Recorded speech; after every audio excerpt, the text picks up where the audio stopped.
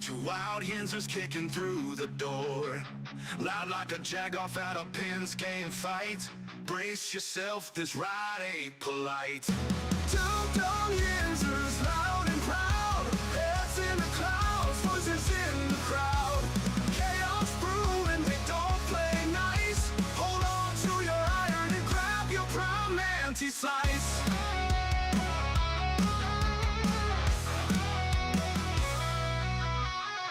Tales from the burg with a hint of mayhem.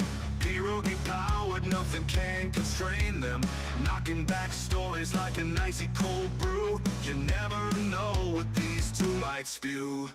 Two Dum Yinzers, loud and proud, heads in the clouds, voices in the crowd. Chaos brewing, they don't play nice. Hold on to your iron and grab your prime anti-slice.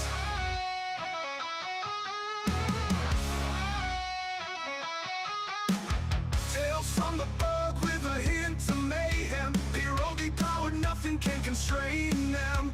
Knocking back stories like an icy cold brew. You never know what these two might spew. Two Dum Yinzers, loud and proud, heads in the clouds, voices in the crowd. Chaos brewing, they don't play nice. Hold on to your iron and grab your prime anti-slice. Rivers collide where the laughs always flow. Black and gold thunder everywhere they go. The madcap kings breaking every mold. With two Dum Yinzers, the stories don't get old. Two Dum Yinzers, loud and proud, heads in the clouds, voices in the crowd. Chaos brewing, they don't play nice. Hold on to your iron and grab your prime anti-slice.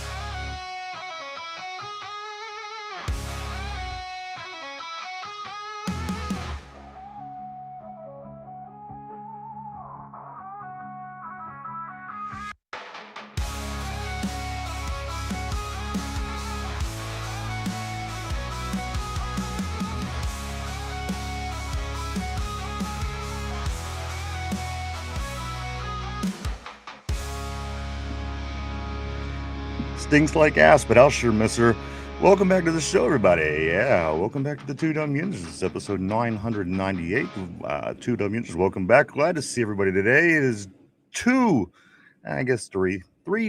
complete shows from being the big 1000. I know everybody's excited about that. Mike, I'm excited about that. How you doing this weekend, sir? Doing great now that my microphone's working. I got to be honest with you, and I didn't want to do this for the first part of the show. I mean, there's so much to get into, but if the first 990 would have went as horribly as the last 10, the last run of 10 did, Yeah. I would look a lot older. I could promise you that, and I would have probably killed you by now. But that's besides the point. Of course, issues with the microphone kept us back a little bit. We do apologize, guys. So it's been again, like since we got to this point where we're just 10 shows away from the big 1000, it's been every issue that you could have thrown. And you know what? I take full credit for this. I mean, full responsibility. I'm sorry. Because I had said nothing will stop this 1000th episode from happening. And then, of course, it's just one thing after another. But you know what? Again, it's going to take a fiery auto accident to stop us now. We're at 998, if you can believe that. Just 2 shows after today from the big 1000. Welcome back to the show. Yes. So close. So close. I can't even imagine to wait to see what's going to happen tomorrow and Wednesday. I can't wait. Welcome back, everybody. I do want to say Bob Dylan didn't die. So much went down over the weekend with our sports here in town, but the one thing that I kept my eye on was Bob Dylan, and I gotta blame Finch on this, because if I didn't pick Bob Dylan, I may have taken Lindsey Graham, who did pass away over the weekend, but I did not. So I gotta place some of this responsibility on Finch for the death poll here on the show, which I do have a big announcement to make here about Finchy here pretty soon. So I'm gonna let some people walk through the dough. Welcome back, everybody. Welcome back to the show. Lots of things going on in the Berg over the weekend, Mike. It was a big victorious weekend in the Berg for our sports. As a matter of fact, every single team won everything that they played: soccer, women's football, baseball, all of them. They all won every single game they played. We'll get into this and so much more today. Welcome to everybody on the board. I do want to say what's up. Good afternoon, good morning, wherever you're tuning in from. Welcome back to the show. Again, this is episode 998 of the Dum Yinzers. Welcome back. Welcome back. Welcome back. Let's start with my man Corey Beavers, all the way over from the Don't Drink That podcast. Corey says this, hey, fellas, sorry about Friday. I didn't mean to hijack the end of the show. I need to learn when. No, you're fine, man. I didn't even think twice about it. Heated debate on this show. Come on. We'll take it. It's totally fine, brother. Always great seeing Corey. As a matter of fact, go check him out. He has a new video coming out today. If you follow or are interested in conspiracy theories, go check him out right here on YouTube. Don't Drink That. New stuff coming out today. As a matter of fact, I'll be over there. So I hope to see everybody there. I do want to also say what's up to my man, the original OG, Yinzer Joe in the house. He earns his name. Like, he earned his name. Yes. He wasn't always the OG. Yinzer Joe, but you know what? He earned that name. He's done a great job. And look, we got experts on the board today. I can't wait to get down to them. Let's go to. I just want to finish up the thought saying he did earn that spot, Mike. He did earn that name. He's been here with us for a long, long time, and you just don't get the name the OG without being somewhere for a long time. So you are the man. Welcome to see the original OG. Yinzer Joe back on the board. Let's also go to my man Tyrone. He comes in here and he says JPJ's to go. I agree with him, but I think my man Tyrone might share a little bit of this goatness with JPJ, maybe co-goats. These two young men, of course, JPJ and Tyrone on the board. Always great to see Tyrone. As always, welcome to the show, my friend Kevin. Also, welcome back. Always great seeing Kevin back on the board, my man. He says, hey, Yinzers. Robert Kirkpatrick, great seeing you, sir. He says Payton has showed improvement. I don't think he has hit his ceiling yet. My opinion, Payton will have a real good season in 2026. And for some reason, this became a topic over the weekend. Yeah. People just started to all of a sudden publicly talk about their confidence, perhaps, in Payton Wilson. We'll get into that and so much more. I do want to say what's up to Zaid. And you know what? I might even know who this is. The names kind of threw me off. I don't know. If it's you, F you. If not, they're giving me great advice. Please share, sir, please share tip how to grow hair. I don't know who that's a stab at, but it could be. I don't know, because I have excess hair. Mike has no hair, so I'm not really sure who that's toward. As a matter of fact, I thought it was more of a shot at first, and it's not as much a shot as I thought. So welcome to the show, Zaid. Again, I may know who this is. I perhaps by the name, but I may not. If I don't, welcome. If I do, F you. Corey says, I'm editing right now. I can't wait. Can't wait to check out Corey again. Do go check him out today. A lot of cool stuff, lots of content, no matter what your interest is in the line of conspiracy theories. Corey has it all. Believe me, he has mad content. You're going to find something that you like, no matter what it is. And then also my man Kevin, he says this. He says, I think Wilson will have a better season than Queen. Robert said ESPN, exceptionally stupid personnel network. And you know what? We're going to prove that again today. We'll prove that again today on the show. Again, welcome back, everybody. Glad to see you. This is episode 998 of the Dum Yinzers. Let's do this thing. Mike, of course, you know, we love our Pittsburgh sports here, but there was something that happened outside of Pittsburgh over the weekend that caught my attention.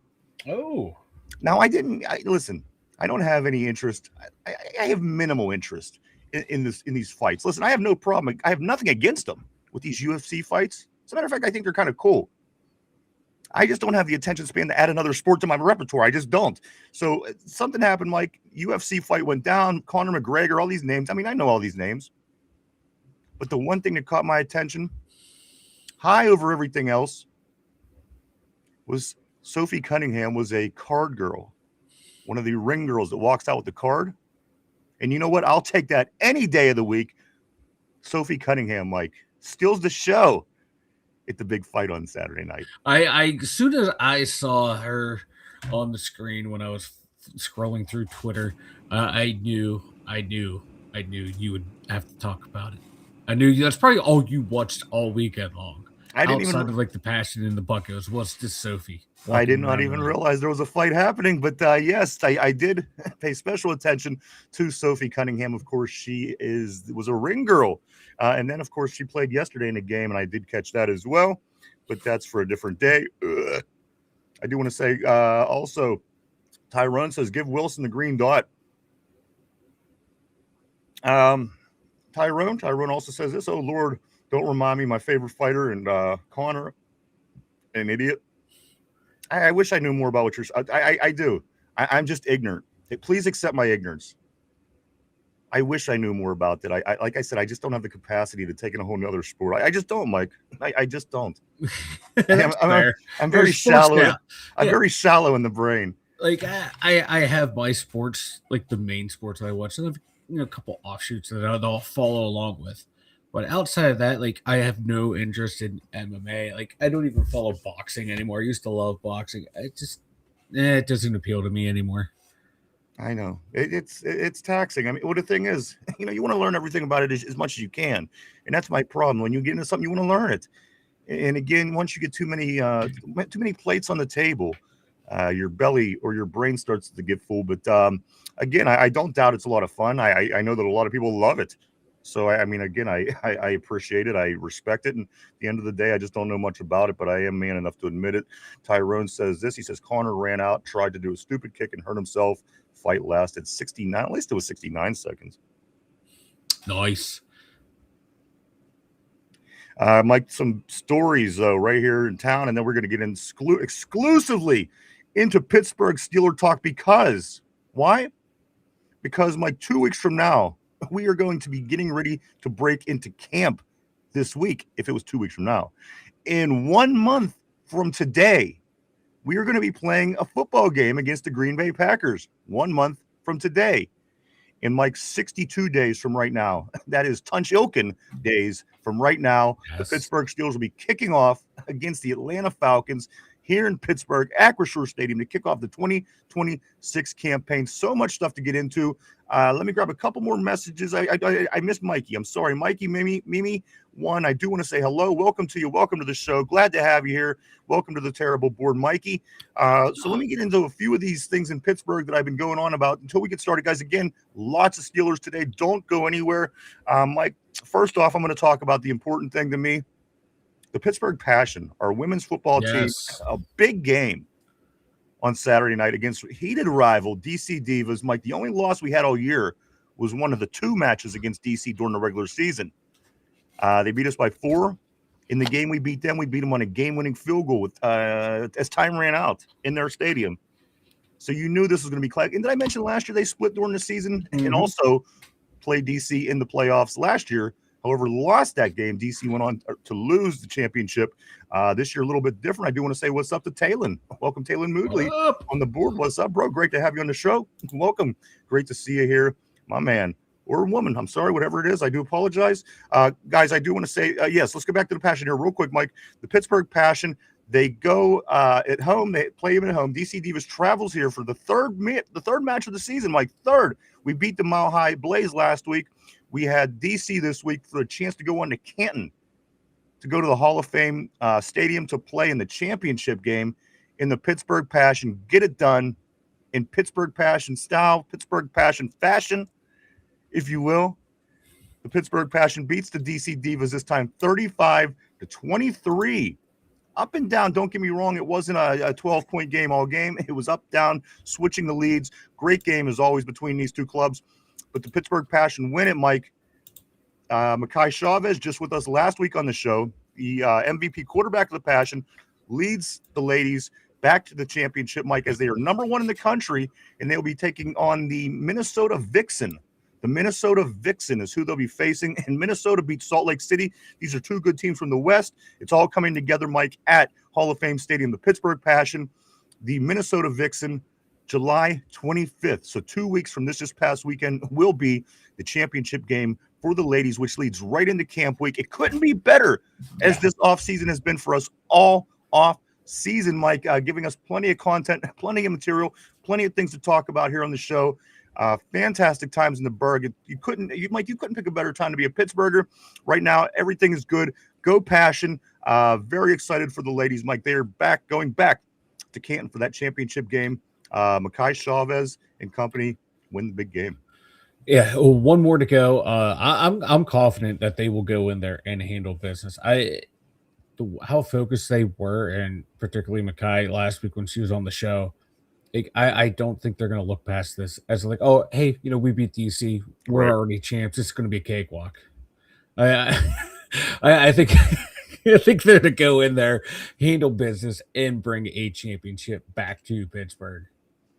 I agree with you, Mike. Again, so I went and did my own research. I went and watched some of the Vixen games. I watched them play Salt Lake. I watched them play Tampa Bay, a team that's in our division. I watched a few games to kind of educate myself on what the Vixen might do. And they're like Pittsburgh. They don't, with the exception of Makai and a couple other girls, they don't really have one standout player. They have a good team that does everything well and doesn't make a lot of mistakes.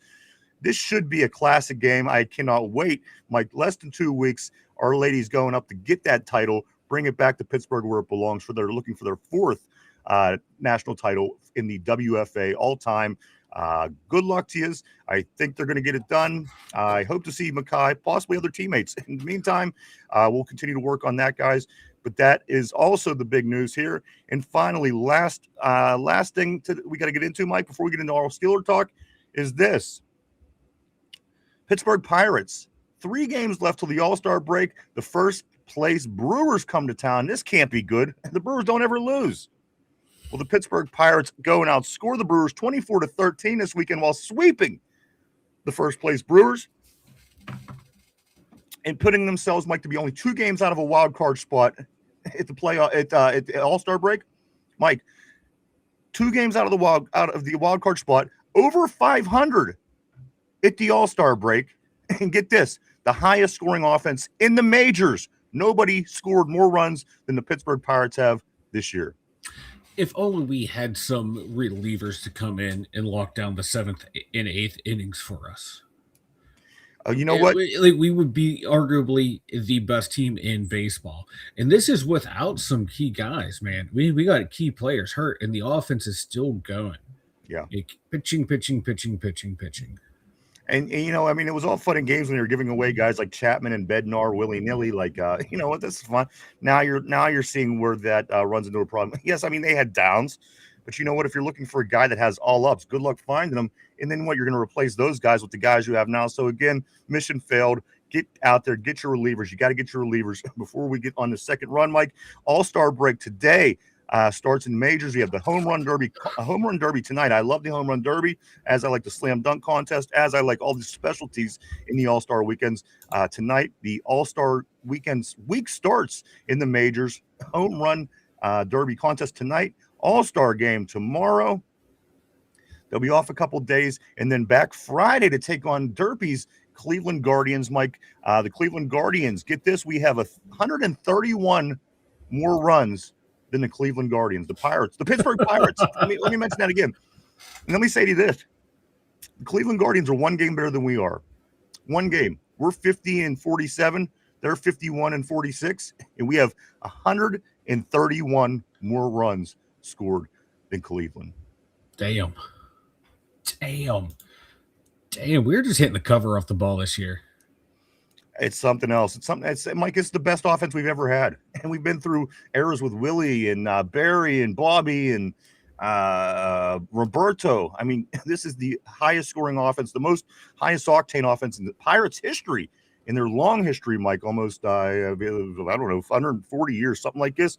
Mike, but there's one final thing, and then we're going to break into Steeler talk. We're going to get in the huddle. This one right here, Mike, I don't know if you caught it. Esmeralyn Valdez.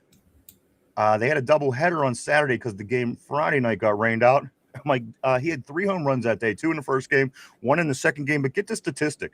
You know how we're always talking about the Pirates? They're either doing something really amazing one way or the other, or not so amazing, but it's always something very extreme. Get this. Valdez, Mike, over in that day, the doubleheader, he had 4 go-ahead hits. He had 3 go-ahead home runs, which included his 1 go-ahead grand slam. Nobody else in the history of Major League Baseball has ever done all that on the same day. You know what? It's nice that we have someone else on this team other than Paul Skeens that can do something that has never been done before in baseball history in a positive manner. Usually it's in a negative manner. This dude is just amazing. And he's, 21, 22 in that range? I tell you what, I'm sorry, yes, yeah, very young. Yeah, like it. My God, you have him, Connor Griffin, you have Tremaine Johnson down in the minors as well, or yeah, Tremaine Johnson. Like some pretty good, exciting players. Like Johnson might be 2 years away, but you get Griffin, you get this guy, you got Paul Skeens. You got guys you can build around. Maybe have some, like, I hate to say you have like assets to trade, but now they're like quantifiable good assets to get also good assets, major league ready talent. You're not going to be trading these guys out for all prospects that we can hope. No, you can trade some of your field position players now to go, hey, we need some relievers. Let's trade, well, let's trade one for a reliever that's going to be here a long time as well. Like it's dangerous to think, but they have semblance of a team here and extra pieces to ship off to finish building the team. It's almost like they're fluking their way into actually doing something right, but I know somehow the Buccos are going to fuck it up. I'm going to get excited, but I'm not going to get too excited. Two things. Valdez, he is going to make Marcelo Ozuna get traded, cut, whatever here coming up. They just have to get healthy first before that happens. Two, All-Star break is on in the MLB. Home run hitting contest tonight. All-Star game tomorrow. Buccos back at it Friday for a weekend series against Cleveland. Lots going on. Finally, Mike, in soccer, not much so much the world soccer scene, but our Pittsburgh Riverhounds, they were back at it, Mike. They win 2-0, 2-0. What is it in soccer? What's the zero? 2-0. And they beat Loudoun United over the weekend, Mike. They're back at it against the Sporting Jacks Wednesday at 7:30. But with that being said, it's time to get into some Steeler talk, the real football, in my opinion, if you ask me. Let's take a look at the board here real quick, Mike. Let's see if anybody walked in, and then we'll get on this football tip. Let's go right here to the original OG Injured Joe. He says this Payton Wilson wasn't the problem. The rush defense was decent at times. The pass defense was horrendous. So shouldn't we be really talking about why we're going to pay $30 million to a corner? Injured Joe, he's starting early. He's starting often. And I seen some numbers, Mike, where the pass coverage numbers on Payton Wilson were certainly down last year. Pretty much. They were abysmal. So, I mean, as you see the thumbnail today, of course, we're going to be talking about some more things that we have been talking about. We have, Mike, we have more of Jeremy Fowler's positional rankings to get into through over the weekend. As a matter of fact, we have a lot to get into. So let's stick on the messages here for a couple minutes till we get caught up. Tyrone says this, Mike. He says, y'all see A-Rod, Muth, Roman, DK, Pittman, Bensko, all chilling, bonding. Good to see. It is, what did he call it, Mike? The last rodeo. The last rodeo. Get together, with the exception of one football player that you would expect it to be there. However, Will Howard was not at the last rodeo. Will Howard was not, and Mason Rudolph was. So whatever you make it at, I don't know. Maybe Will just doesn't like having sleepovers at other guys' house. I don't know. Yes, I did. I don't know if you guys saw the pictures, but Aaron Rodgers and DK Metcalf, they're hitting darts, man. They had the heaters in hand for the pitcher. Hopefully that's just for the prop and not for they're out there. I don't mind if my quarterback's hitting darts, but I don't want my number one receiver out there hitting some heaters. Let's get the cardiovascular system in top notch form here, DK. I particularly like the picture where they were all dressed up like cowboys. Will Howard probably seen this and like, yeah, I'm good. I don't want to go to a sleepover at some old guy's house and dress up like cowboys all week. No. Yeah, guess who ain't making the team? I totally get you, Will. I totally get you. Go earn it on the field. I don't like that shit either. Let's go right here. Let's go to always great seeing you, Ty. Great hearing from your brother. I miss Ty. I did. Because I know he catches a lot of heat here on the show on the board sometime. And I don't know, sometime it may be warranted, sometime it may be not. But you know what? At the end of the day, I thought to myself, you know what? Ty, he takes a lot of heat. So I was thinking about you, my man. I hope you had a great weekend as we were getting closer again. 1 month from today, we're literally playing a football game. So I think we're in a good shape, guys. Let's continue down on the board right here, Mike. This is one of my favorites so far. This may get an early game ball. Sash says, what up, Mike? My queen? What's up, Ryan? As long as I get a crown, I get a crown. Yeah. And there you go. There you go.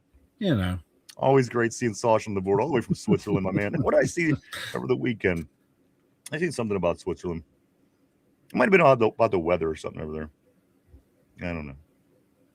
Let's go here. Let's go to Tyrone. Tyrone says, Yinzer Joe, that wasn't JPJ. LOL.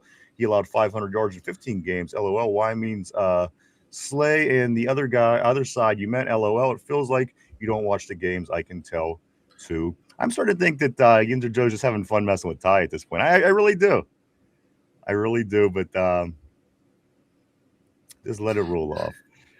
Let's go here. Let's go back to Yinzer Joe. He says this Steelers offense hasn't been this young since 2012. And the offense ranked 21st in total offense and averaged 21 points per game. Ty says this last year, the offense, we averaged 23.4. I think we can average 25 this year. Yinzer Joe says, keep trying, Tyrone. I admire your dedication to trying to embarrass me. Tyrone says, hey, man, you do that to yourself, though. It just took a leap from Friday afternoon to Monday. Let's go here to Ty. He says, shaking my head, I hate Macy. Yeah, I do too. Tyrone or Tortilla, what's up, my man? Tortilla. All the way from Sacramento, California. Tortilla Jackson in the house. What is up with you, brother? Always great seeing you on a terrible board. Hope you had a great weekend. I hope you stayed out of trouble. Speaking of trouble, Mark Malone, the man, the myth, the mustache in the house as well. I think they were in Wyoming. One thing that I did notice, if that's true, I don't know, but still no signs of his wife. No wife bringing out lemonade to the guys or baking cookies or anything like this. At least if she was, we certainly didn't see her. Maybe she took the pictures. Maybe she took the pictures, or maybe Will Howard took the pictures. Who knows? Let's continue. Mark Malone says this Magnum stage. JPJ goes. They're rough today. They are rough. Let's go to Ty. Ty says this. He says it's all good. Change my profile pic for a reason. 24 is the GOAT, big baby. I agree. And I got some things I'm going to say about him today too, about JPJ.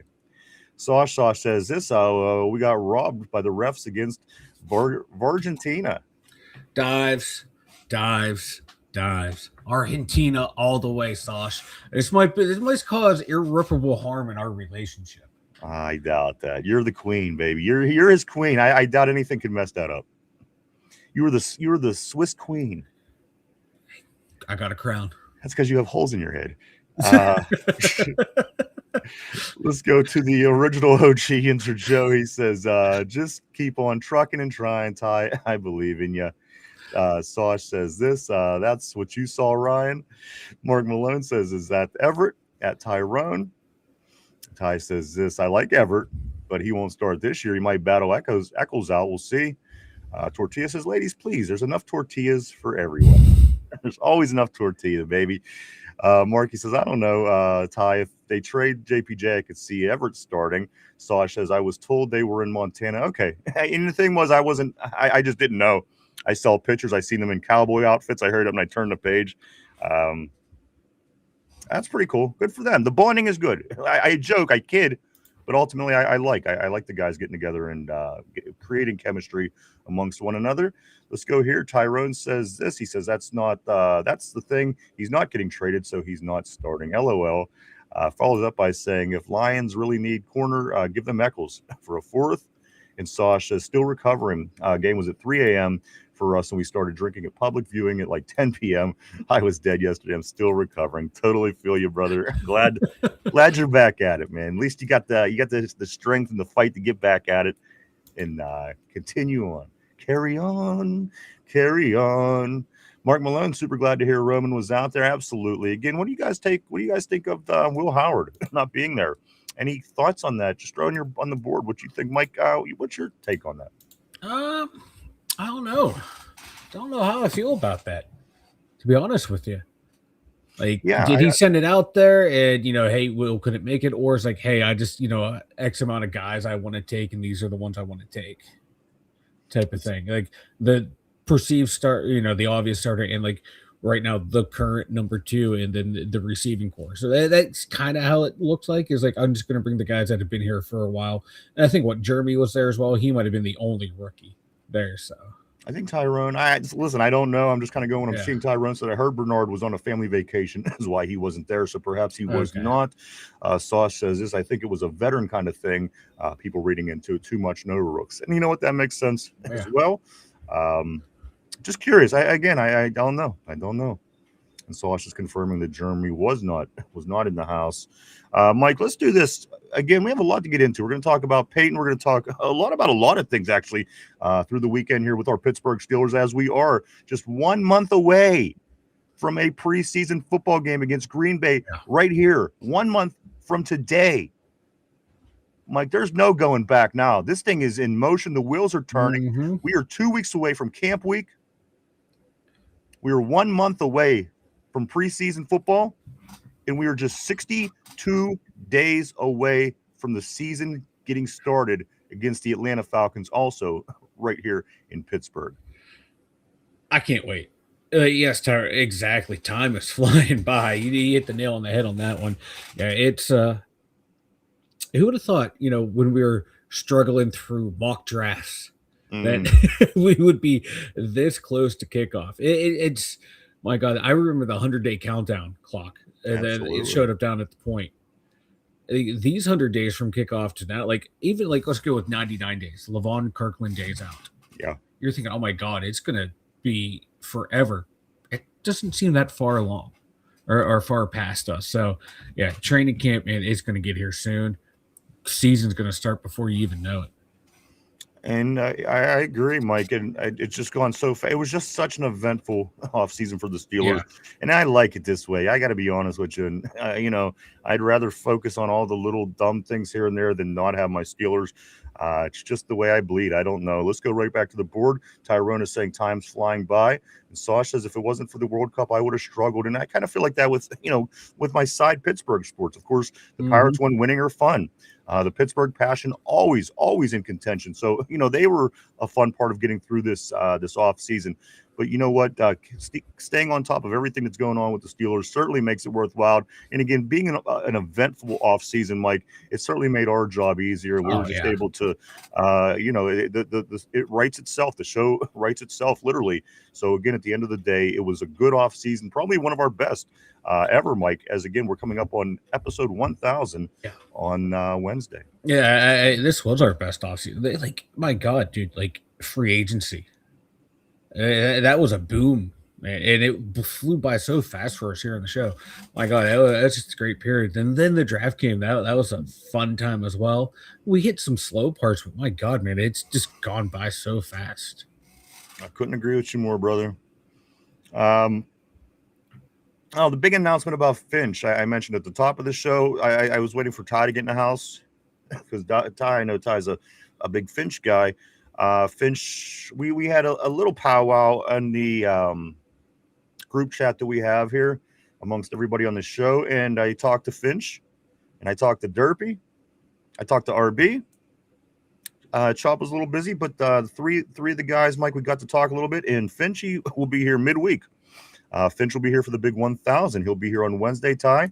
Also, Derpy rearing to get back at it. He sent me about 53 messages. I'm still trying to piece it all together logically, but he will be back sometime soon as things start picking up. One of his main arguments was this. It was like, well, I'm not a real big fan of how things have been going this offseason, so I didn't want to come on and bring everybody down. But that's not why we have you on. No. You know what I mean? He's a nut. I just want to stare at him while we're talking. I just want to. But you don't have to say a whole lot, Derp. Just stand there and just hang out. Pop in every once in a while. Say something. I don't know. But he's talking about coming back. He's again excited about it, and I have 57 messages to prove it. So we'll be seeing everybody back here real soon as things start getting underway. And again, it's going to be real soon because we're just 2 weeks out from camp, guys. 1 month out from preseason in 62 days. 62 days away from kickoff this season. Mike, let's get into this Jeremy Fowler positional rankings. This is what we've been talking about. We talked a little bit last week. We were pretty consistent, actually. We're going to stay on that tip. We're going to get back on it, Mike, because some more positions got graded over the weekend. On Saturday, the offensive tackles got graded. On Sunday, offensive tackles, offensive linemen, and then today, yes, I'm sorry, Saturday, Sunday, offensive tackles, inner offensive linemen, and today is the quarterbacks. And guess how many people we have on the list from those 3 days? Mike, can you take a guess? We got to have at least one, right? Mm. You would think. Mm. You would think at least one. Mm. Mike, we have none. Nobody made the list. The only person that made a list was Zach Frazier, got the mention. He got votes. So after all these positions, Mike, 5 days last week, the weekend, and today, that's 8 days. We have one guy that's ranked in the top 10 of the positional rankings in the NFL, according to ESPN's Jeremy Fowler. One, and that's TJ Watt at number 7 at his position. I want to know. I want names of all the execs in front office personnel and coaches and scouts that Fowler reached out to. Because I think I can do their jobs. Well, you know what? I'm looking at the list. I'm looking at the messages, and I'm listening to you. And Somber, what's up, dude? Always great seeing you. And I'm looking what Tyrone says. He says, I can't name 3 better centers, and I agree with you. But as of right now, we went through, Mike, last week we had edge rushers, we had running backs, we had tight ends, we had everything that we had. And one guy, TJ Watt, came in 7th in his position. Mm-hmm. There's been two Steelers that received votes. Yeah, and they were Cam, who was number 1 at his position last year, and then all of a sudden now he doesn't have any. Anyway, that's beside the point. And 2, Zach Frazier. Zach Frazier received votes. And that one in itself, I think, is one of the bigger head scratchers, Mike, because at the end of the day, as you guys are saying, who's better? Yeah, the obvious, like the top 3 literally are Creed Humphreys, Tyler Linbaum, and Zach Frazier. I think Creed might be the best out of the bunch. So then, like Linbaum and Frazier, it's like flip a coin. Like, I think they're that close.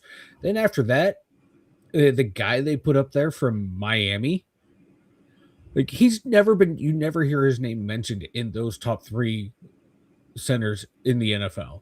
It's always Frazier, Linbaum, and Creed Humphreys. Doesn't it feel like some sort of order? Doesn't it feel like they're messing with us at this point? Yeah. So they put all the interior offensive linemen together, the guards and the centers, and this is what it looks like. Number one, Tyler Smith, the guard from Dallas, is the number 1 interior offensive lineman according to this. Quentin Nelson, the guard from Indianapolis. Number 2, Creed Humphrey, the center from Kansas City, of course. Number 3, Quinn Miners from Denver, the guard. Number 4, Joe Tooney from Chicago, the guard from Chicago. Number 5, Chris Lindstrom from Atlanta, the guard. Number 6, Trey Smith, the guard from Kansas City. Number 7, there's Tyler Lindenbaum. Number 8, the new center out in Las Vegas. Peter Skoronski, the guard from the Tennessee Titans. And Aaron Brewer, Mike, that center that you're talking about from Miami, he comes at number 10. Here's your honorable mentions. You figure maybe here, if he wasn't in the top 10, I think that honorable mention will be a safe place to find Zach Frazier, Mike. But instead, you find Gray Zabel, the guard from Seattle. Tyler Booker, the guard from Dallas. Hold on, let me see. Is this the same? No, Tyler Smith and Tyler Booker, 2 different people.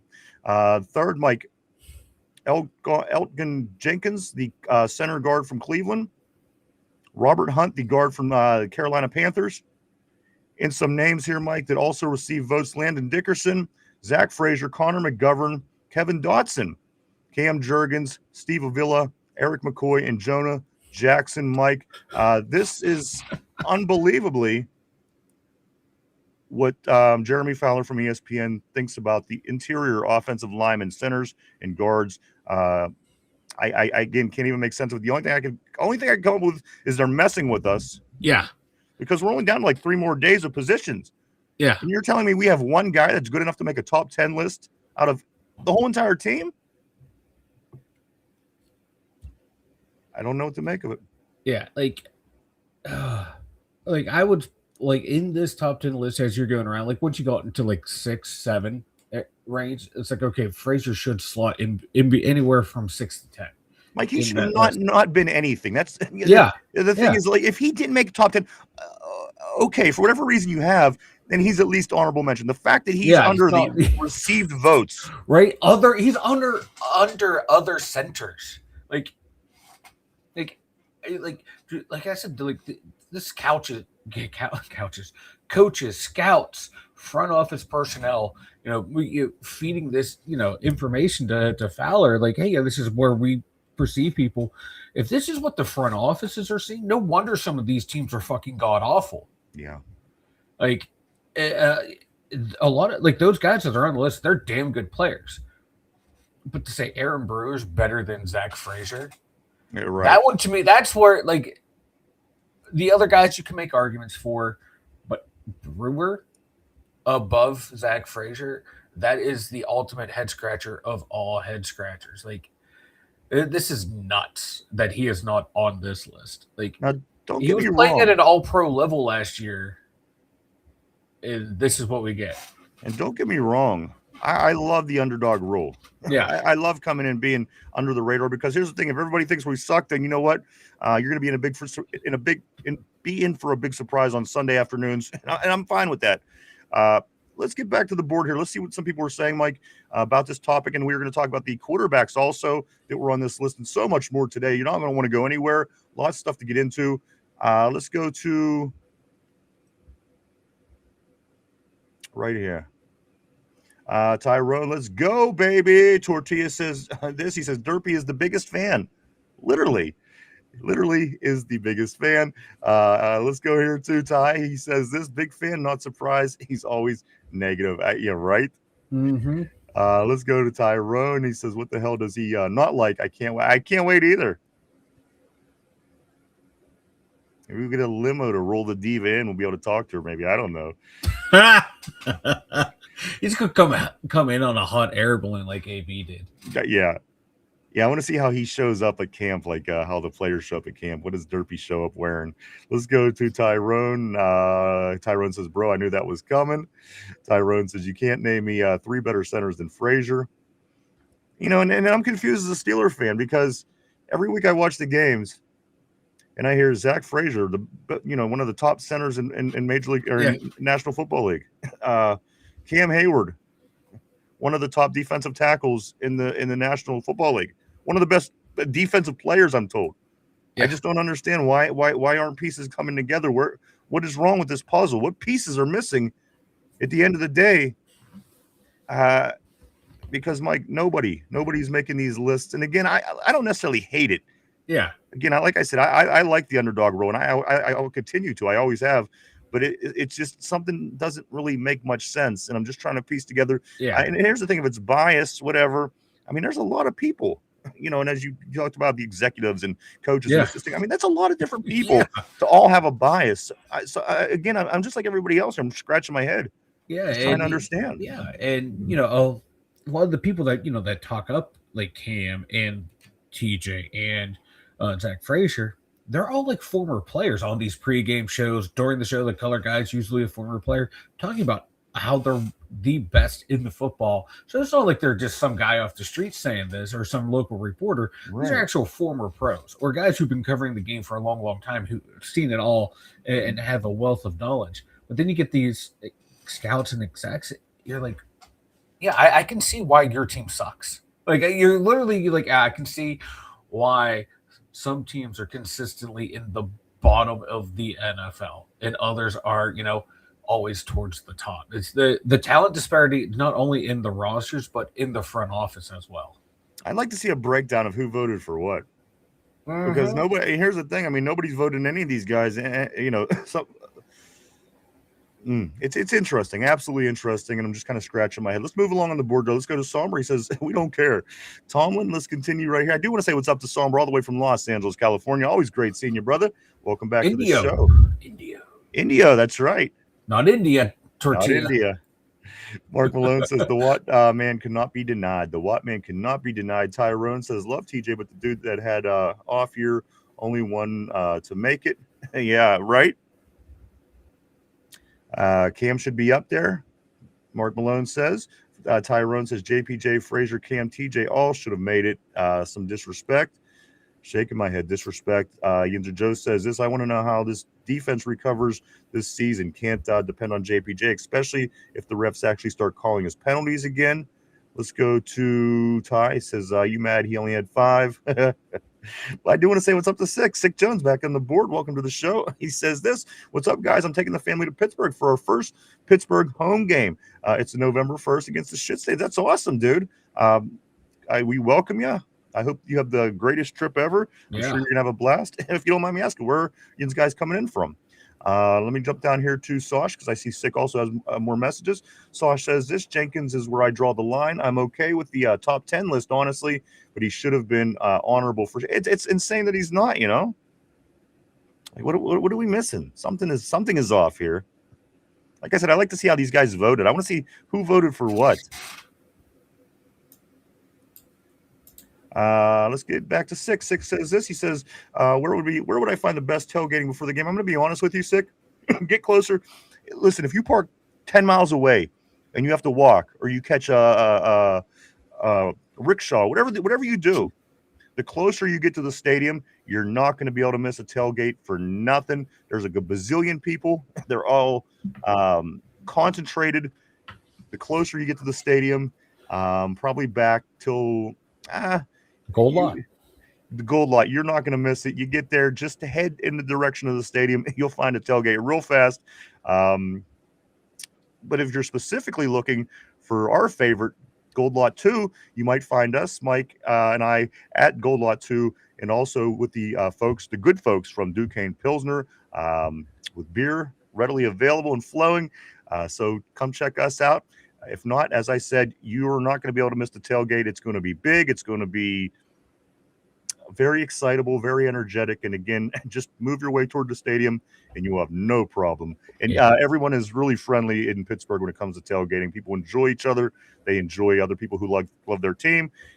So again, just join in and include yourself and you'll have the time of your life, believe me. But again, Gold Lot 2. Let's go down. And I do want to say, I hope you do make it. I hope you have a great time. And I hope that you can have a blast. Let's go here. Let's go to Ty. Ty says this. That's all you had on him. Now that he cleaned it up and got nothing to say, I'm on to you, Yinzer Joe. He says, I'm on to you. I'm on to you. Let's go to Tyrone. He says, Frazier, 6 to 10. I agree, Mike. Sosh says, this Frazier still young. I can see people giving the veterans the benefit of the doubt. I'm okay if they think Frazier is a center number 4. My personal opinion, Frazier is a number 3 right now, but it's fine. Tyrone says, yeah, it's all good. Guy's going to be hungry this year. Dude, a great seeing dude in the house. John. Always great. Dude, hope you had a great weekend, dude. My man. Tortilla says this. He says, I'm hungry every day. Bro better be hungry this year. Yinzer Joe says this. I'm willing to bet Dean does better than Porter this season. Hell Pierre was better, and he had the right frame of mind to get out of Dodge because he knows the Steelers are favorable to Porter. I do know somebody, Mike. I don't know if I have it on this page or not. I'm going to get back to it. Somebody did make the comment, Mike, that they believe that the Steelers have the third best cornerback duo in the league this year. Again, I don't recall. Is it Joe Hayden? Well, it feels like a Joe Hayden comment, doesn't it? Right. Yeah, right here. Joe Hayden, Mike, on, of course, Joe and Debo says he believes the Steelers have the fifth best cornerback duo in the NFL. And I'm going to be honest for you. Debatable, whatever, if you want it to be first, second, third, fourth, fifth, ninth, 10th, 12th, 15th, or 32nd. I'm okay with our two cornerbacks being the best couple corners in the league. I just am. Out of 32, 5 is a damn good place to be. And, again, despite whatever people's opinions are, Mike, that's a pretty good spot if, in fact, it plays out that way. Yeah, like 5th is probably appropriate for them. They don't allow a lot of completions. Dean had 3 or 4 interceptions last year. PZ only had 1 or 2. So that might be what they're looking at. It's the lack of, a turnover production. But, completion percentages and quarterback ratings thrown to them. Those guys lock down whoever they're on. So it's a damn good duo. Easily top 5. Easily top 5. Absolutely. So we're going to take that. Also, we're going to get back on the board. Tyrone says Pierre didn't have better year. Watch more football. LOL. Follows up by saying that's why Pierre had a 5-game run and only got paid 4.5, 1-year deal. Somber says people who are likely not watching every snap and are relying on stats. These rankings mean nothing.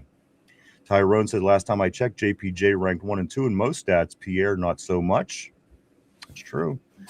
I'm curious to see how the Pierre thing goes as well. I'm going to keep my eye on him because, again, he picked up enough, Mike, but he wasn't the type that really impressed you where he was at. Yes, he was playing better. He stepped up and he played, he played a cornerback position that he probably wasn't expected to play as well as he did. Yeah.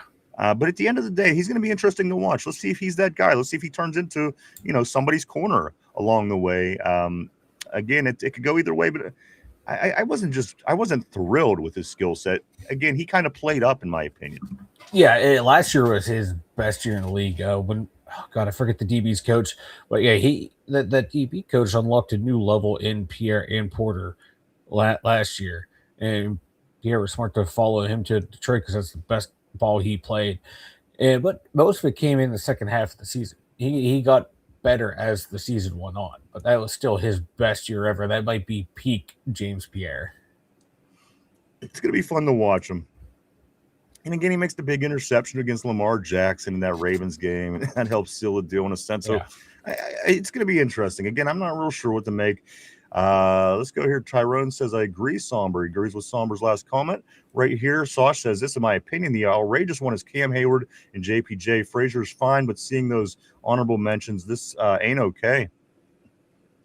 I do want to say welcome everybody walking in the door. I do want to say what's up to Steelmatic. Always great seeing you.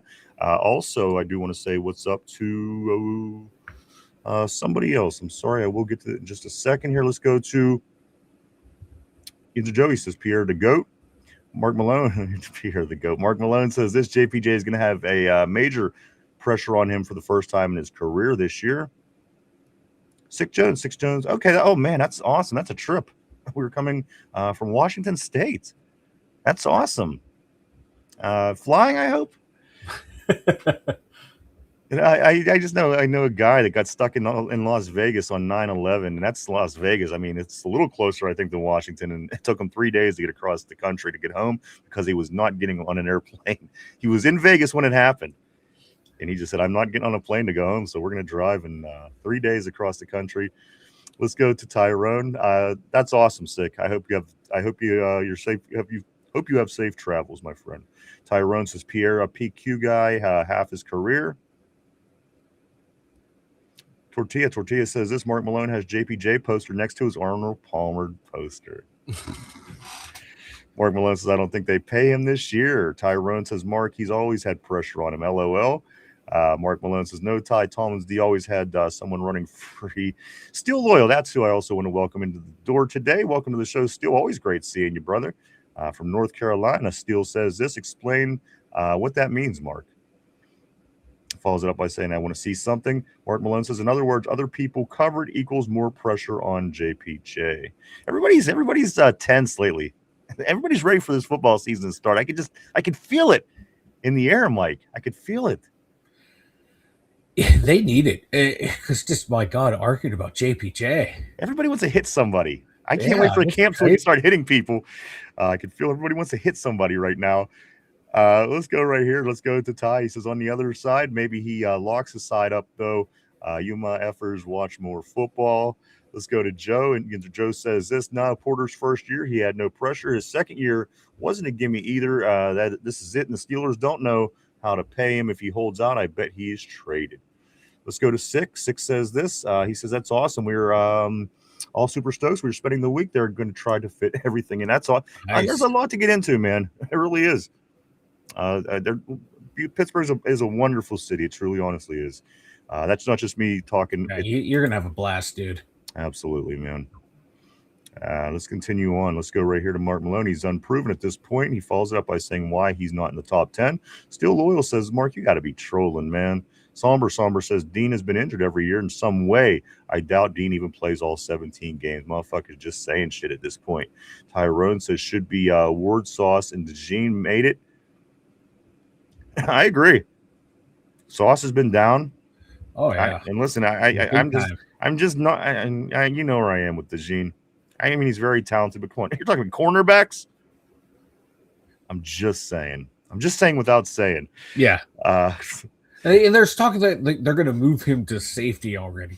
Usually that happens after a nice, long, successful career. Yeah. It's like, nah, we're moving you to safety. And you're one of the best cornerbacks. We're going to put you at safety now. Yeah. Ty says, over him. Follows it up by saying Ward Sauce top 10, but literally 9 and 10. And again, if you're going off of what you've seen last year, Sauce didn't even have that great of a year. Matter of fact, before moving, I can't remember when exactly he moved, but I know the Jets didn't have an interception all year. So yeah, and he didn't play that all that well either when he won up to Indianapolis. Excuse me. I know, that's what I'm saying. Mark Maloney says they were tested though. Ty 6 says this. I appreciate it. We definitely will be coming to see you at Gold Lot 2. That's awesome, brother. He says, you'll know me. I'm working on a huge black and yellow mohawk. I also have the Steelers logo tattooed on my head. That is awesome. I'm going multiple game balls today, Mike. I'm giving him a game ball for the Steeler tattoo on his head. And then also earlier on, I gave one out today. It says, you know what? That's going to be what this week is, Mike. It's going to be like Oprah. It's just going to be giving out game balls to everybody. You get one, you get one, you get one. Everybody gets a game ball this week, Mike, as we are closing in on episode 1,000 in just 2 days. You can even believe that. Dude, we definitely have to go to that game with Sick Jones. He's coming in with the Mohawk. I'll be full regaled as Vanilla Thunder. I'm fucking ready for this. We'll be down for plenty. I think we've talked last year about we're good plans for this year. So this one has now been circled red on my calendar. All right, there you go, Sick. Let's go here. Porter had a free pass. Mark Malone says Tyrone says no, you just don't know shit about football. The guy's still going back and forth here a little bit. Again, I don't know if this is going to ease up anytime soon. But again, once the hitting starts, Mike, that's usually when things start getting better. Let's go, Tyrone. You have a free pass of being a Steeler fan. Mark Malone says you don't remember the 80s. I do also want to say what's up to my man Steel Loyal. Always great seeing you. And Still Matic Honda. I hope everybody had a great weekend. Let's go to Steel. He says, Steel Matic, I'm sorry. He says this, Herbig, Wilson, Sawyer, and Harmon is the new Steel Curtain. That's interesting. And yeah, I know. I don't know if I like it though. I listen. I don't know. I'm gonna move forward. I just don't think Steel Curtain when I think of Payton Wilson. Jack Sawyer. Again, yes. I mean, are they going to be good? Are they going to be serviceable? Probably. But at the end of the day, that's kind of concerning to me as well. I don't know, guys. But point taken. Let's continue on. Let's go to Honda. Honda says this. Tyrone, bro, hit me an email so I can have you on the live this week, bro. Let's go to Tyrone. He will sure do that. Let's go to Honda. So will JPJ get done before or you know what, guys? Mike, that's a good question. I'm going to bring that up here again in a little bit. And where does this even place Keanu Benton, who kind of keeps getting drowned out by this whole situation because JPJ, big money, big talk. Keanu Benton is still in there as well, waiting for a contract. I said it before, Mike. I think this is his last year. I think he goes somewhere else next year. Somebody gives him a nice paycheck, and he probably goes down the road that way. I don't think Keanu Benton gets taken care of before the season starts. I just don't. I don't see how.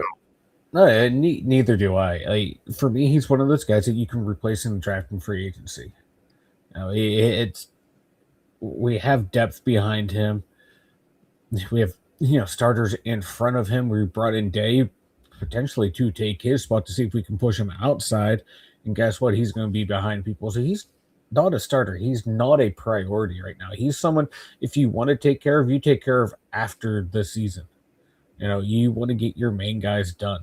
And his position, his style of play does not make him a top priority for me.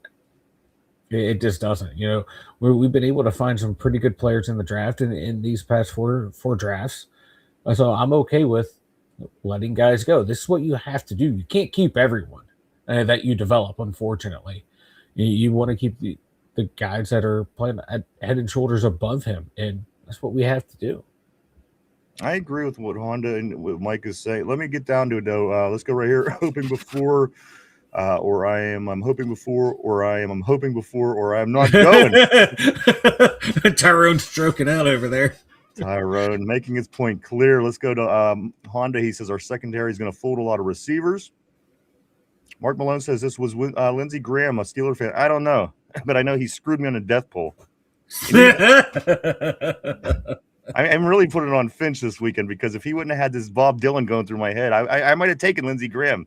I'm thinking of Lindsey came out of nowhere. I had my money on the other one.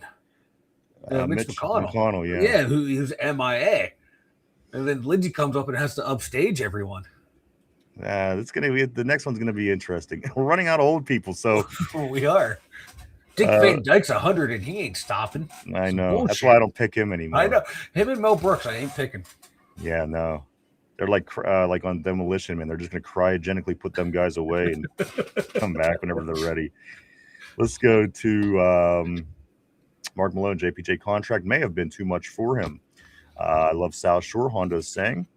Also, Steel Loyal says seeing these armchair scouts say he hasn't had any pressure is hilarious. Tyrone says Couch Scouts loyal 100. Steel Loyal also says because guarding the best receiver in football is no pressure. You know what? You're making a great point. Holding him to 30. Steel Loyal says Honda says 6th Street and Clemente Bridgeside be lit.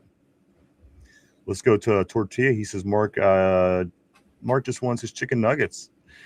Let's go to Steel Loyal. He's got to fight Junie for them. Honda says Dalen Everett going to put the pine on wide receivers 100. I do want to say what's up to Truth Thong. Truth Thong back in the house. And you know what? Truth Thong, you get one too. You get a game ball too because you got Thong in your name. Be real, Steelers should have lost both Ravens games and Detroit and been out of the playoffs.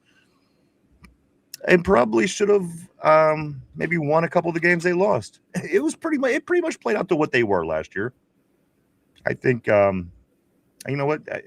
Shoulda, woulda, coulda. The dude missed a field goal. That's part of the game. So, again, they should have, but they didn't, and they won all 3 of those games. And ultimately, as I said, I don't know. I'm not real sure what direction you're trying to go with that. Let's go to Tortilla. Shoulda, woulda, coulda. Oh, there you go. Shoulda, woulda, coulda got me on that. Let's go here to Steel Loyal. He says we beat the F out of – that's what I'm saying. Did we beat the Lions pretty – I don't know if it was handily, but that wasn't a real good game, was it? Which one? The Lions game? Yeah. I thought we pretty much handled them. Yeah, so did I. Let's continue on. Let's go right here to Steel Loyal. We beat the fuck out of the Lions. How the fuck should we have lost? Let's go to – and also, I mean, come on, saying we should have lost to the Ravens. We've only beat them 10 of the last 11 regular season games. I mean, albeit they've only been by 1 to 3 points. But at the end of the day, shoulda, woulda, coulda. They shoulda, woulda, coulda beat us one of those 10 of 11 games that we beat them. So – let's continue on. Let's go right here to Tyrone. Tyrone says Chase 30 yards, St. Brown 40 yards, Colin 20 yards. That's 3 top 10 wide receivers. Just saying. Mark Malone says this. I think they get the Benton contract done.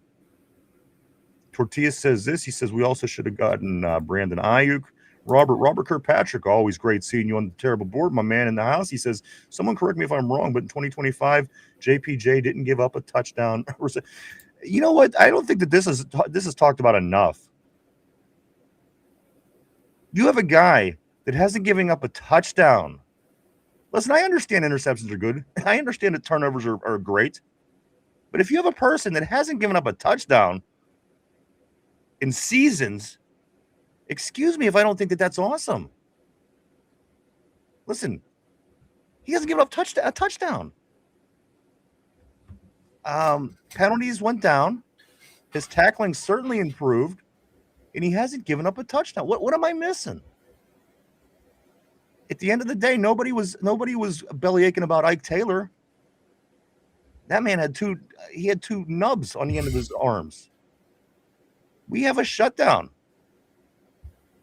We have a shutdown cornerback who has connection with Pittsburgh fan base. who was a little kid in the locker room when the Steelers were winning Super Bowls. Yes, what does that do on the field? Nothing. But at the end of the day, finding chemistry and somebody that fits sometimes is a lot harder than finding a guy that gets you the right numbers. I think we finally found the good player that the Steeler fans will hold accountable for every little thing. If only this was applied to T.J. Watt and Cam Hayward.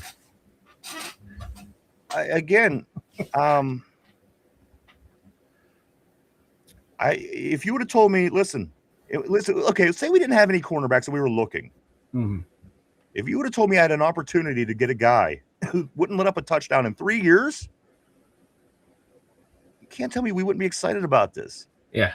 So, I mean, okay, he doesn't get but a lot of these other corners right now, Mike, they're not getting these turnovers either. Yeah. It isn't like interception numbers are way up. They're not. No. And the fact of the matter is he covers the number one guy and holds Chase to 30, St. Brown to 40, Collins to 20. So, I mean, ultimately, I don't know if, if you would tell me again, Mike, that I would have a cornerback for the next 3 years that doesn't let up a single touchdown, but his interceptions wouldn't be that great. Yeah. I would be all aboard. Yeah. It has the best completion percentage when it comes to like third downs, one of the best in man, one of the best in zones when you look at completion percentage and quarterback ratings against.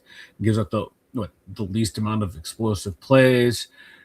He's targeted a decent amount and gives up some of the least amount of completions in the league, averaging like 33 yards per game, given up, shuts down when put on, shuts down the best receivers in the league. I would take that guy. I would take that guy any day of the week. Mike, this was said by Doug Whaley. This was written in an article. Doesn't expect JPJ's ball skills to improve. Mike, he says this is the reason, because he never had it. He didn't have it in college. Yeah. He doesn't have it in the pros. He's just not an intercepting a turnover. And you know what? At the end of the day, that's okay. Yeah. I think. Because, again, he hasn't let up a touchdown in 3 years. Mm-hmm. This is a good problem to have, in my opinion. Yeah.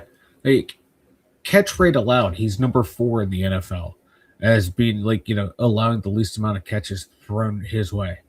Forced incompletions, he's tied for 4th. For the percentage rate jumps up to for forced incompletions is number 3 in the NFL. Yards allowed per cover snap is 2, number 1 in allowing the least amount of explosive plays. Like, he's targeted the 9th most, number 9 in the NFL. Like, teams aren't throwing towards him. And when they do throw towards him, they don't get completions. He's literally shutting off half the field. Like, I thought that's like what you want from your corner. Yes, interception. I love turnovers, but if I know a team's not going to look away, that's going to help my defense even more. Like, that's going to help the other 10 guys do their job. That's going to help everyone else in coverage do their job. I would rather somebody not get burnt. Yeah. Than get an interception, because again, that's your priority is to cover. Number 1, numero uno, is to cover the receiver and don't let him get anything, and that's what he does very well. Again, look at the numbers with the best of them. So at the end of the day, did we hate Ike? No. Did we? I'm not understanding the full resistance. Of course, on the board, I know there is a lot of ball busting, and I understand. I accept that. But at the end of the day, again, I would love to have a JPJ on this team. Or could you imagine getting another guy who's a bit of a head case? Would you rather have a guy that got 5 interceptions last year and he was a total head case with the penalties and the personal fouls and maybe punching somebody, whatever? I'm just saying, I'm not understanding the hate. I get the ball busting, and then listen, I get if you see the problems perhaps in his game, but find me one player that doesn't have any issues. I mean, like Patrick Surtain, he won Defensive Player of the Year not too long ago. He probably is the best corner in the league. Passer rating allowed 66.5. Joey Porter Jr. 61.5. That's 5 better. That Joey Porter Jr. is. Receptions allowed 31.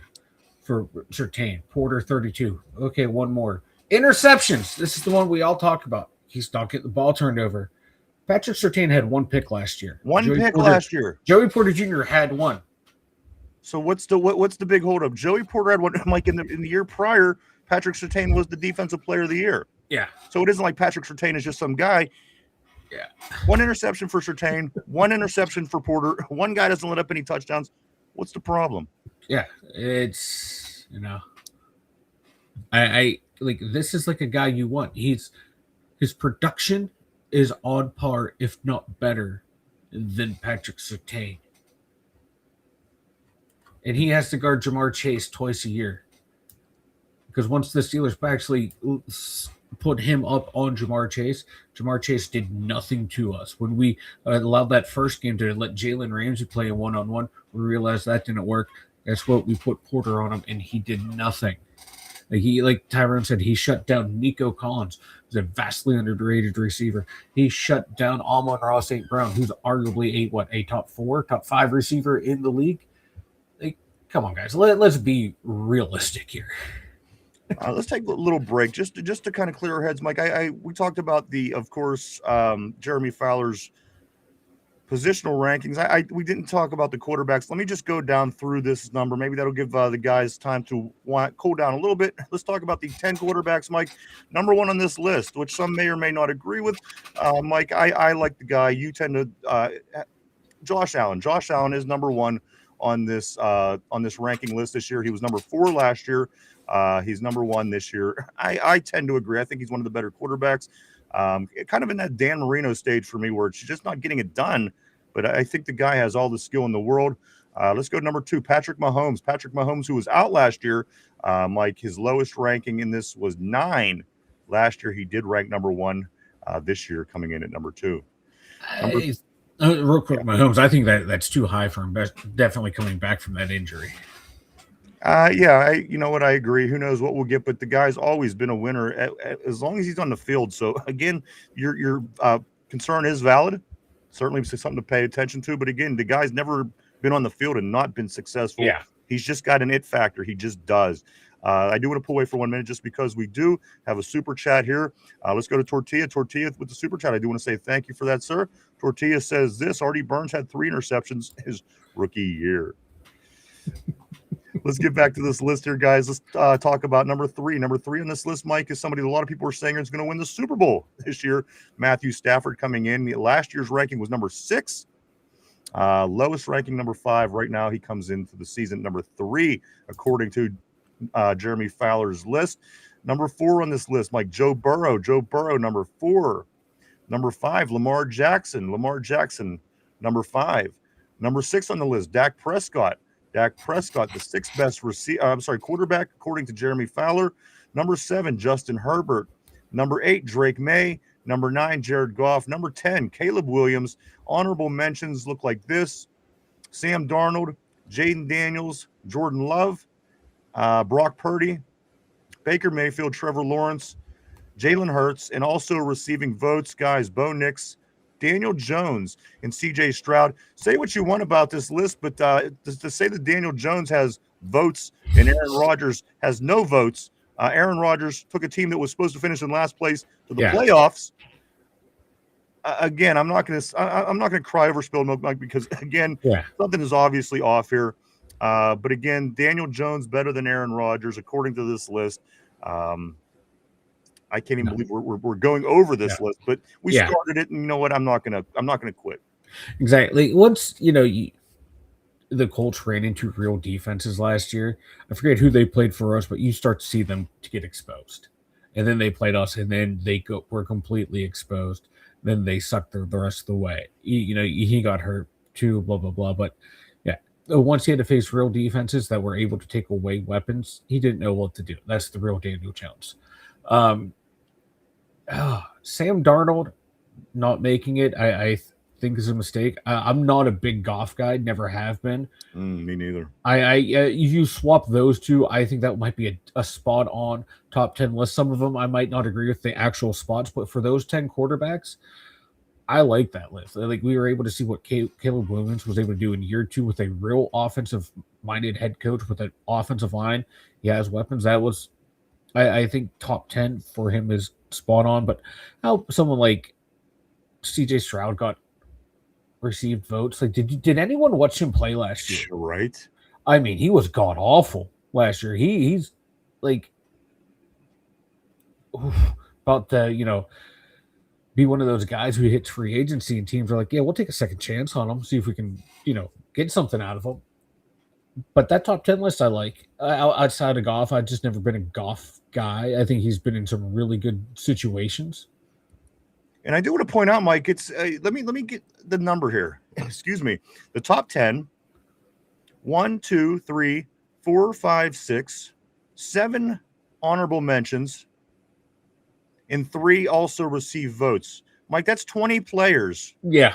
20 players in Aaron Rodgers didn't land in the top 20 out of 32 teams.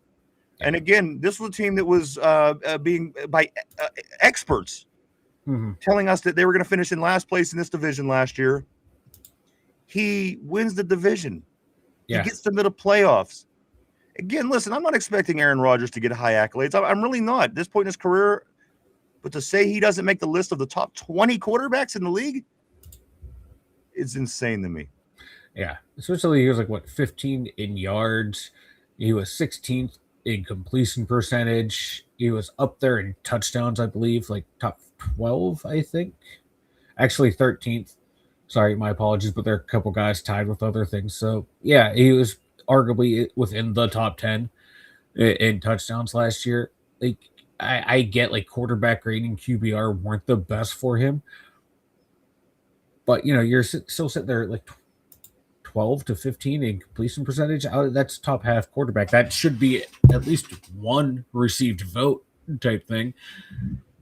I get it. He didn't look pretty a lot last year, but when you're only attacking the hashes and dumping off, and you're not attacking the middle of the field or attacking outside of the hashes, not attacking the middle of the field, production's going to slip. But okay, hey, I like this. The league does not hold us in high regard. I hope we play a lot of these people who contributed to this list because, my God, you run some piss poor organizations if you're leaving off some really good players. Mike, so listen. All right, let's check this out because there's a little contradiction here. Someone thinks we're going to do really well. I mean, really well. Other people think we're not going to do not well. And I mean, really not well. These next couple of names, Mike, Merrill Hodge, of course, the former Pittsburgh Steeler. I loved him, number 33. Despite even being a white running back, I still liked him. Well, he was a fullback. That's a different category. Mike, he says this. He says, quote, Mike McCarthy is going to bring the 7th Super Bowl. He says this, Mike. He believes that this is the path that we're going to be on. He says this, Mike, get this. 5 of 7 NFL Network analysts expect Pittsburgh to finish under 500. Yeah. Mike, with one of them picking the record of 6-11, 3 of them picking the record of 7-10. Yeah.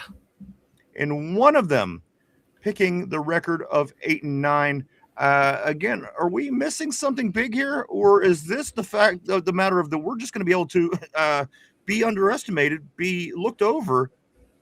And again, I like this, Mike. I think we come out better if we are overlooked in the league. But again, this just kind of goes more into what we're saying with just this recent Steeler hate. Merrill Hodge thinks we're on a road to the Super Bowl. Yeah, Mike, again, 5 of 7. And the 2 other ones that weren't below 500 has us at 10-7. Yeah. I think a lot of it, what it comes down to is they see that the Steelers did not upgrade at quarterback. So therefore, Rodgers is another year older. He's going to regress, and then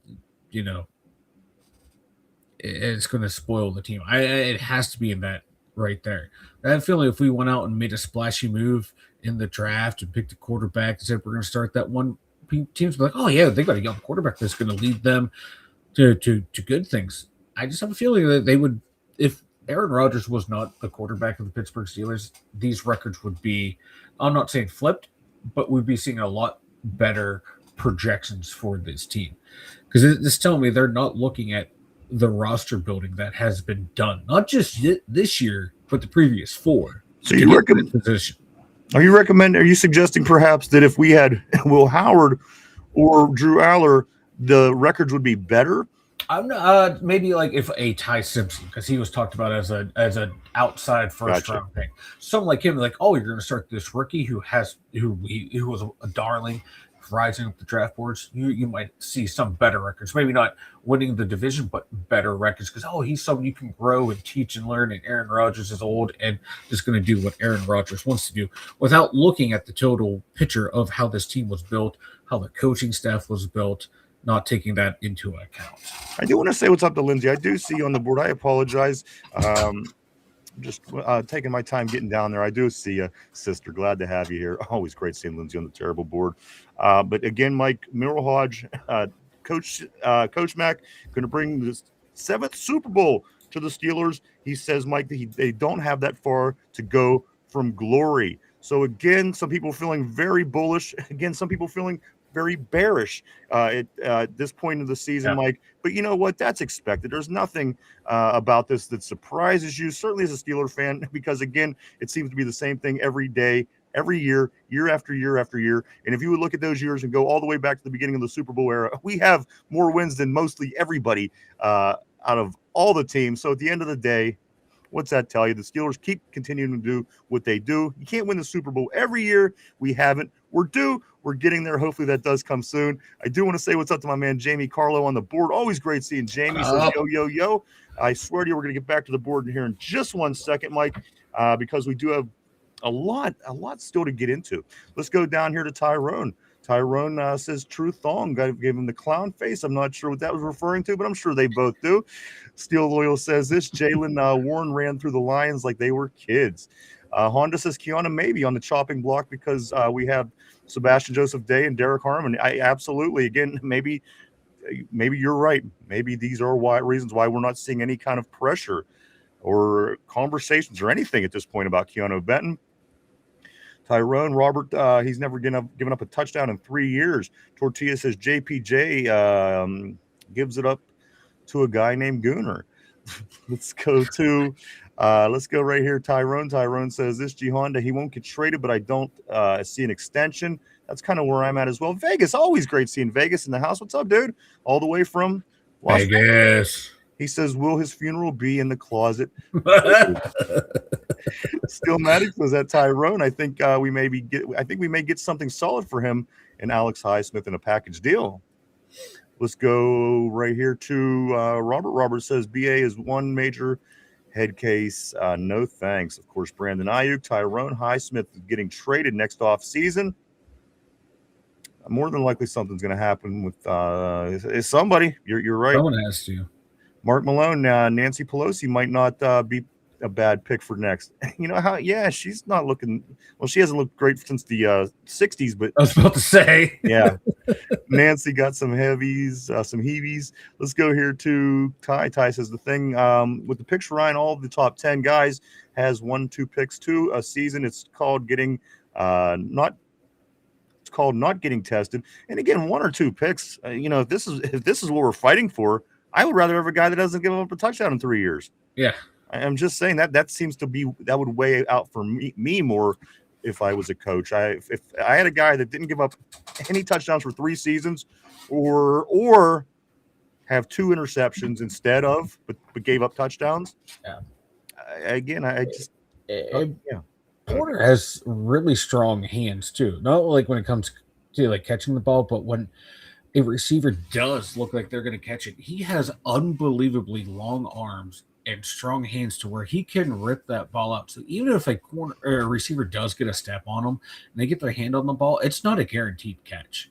He 11 pass breakups. And Mike, was he the breakup in the first Raven game that knocked the pass out of Likely's hand? Yes. Yeah, and that's one of it. Like, he did that to a lot of players.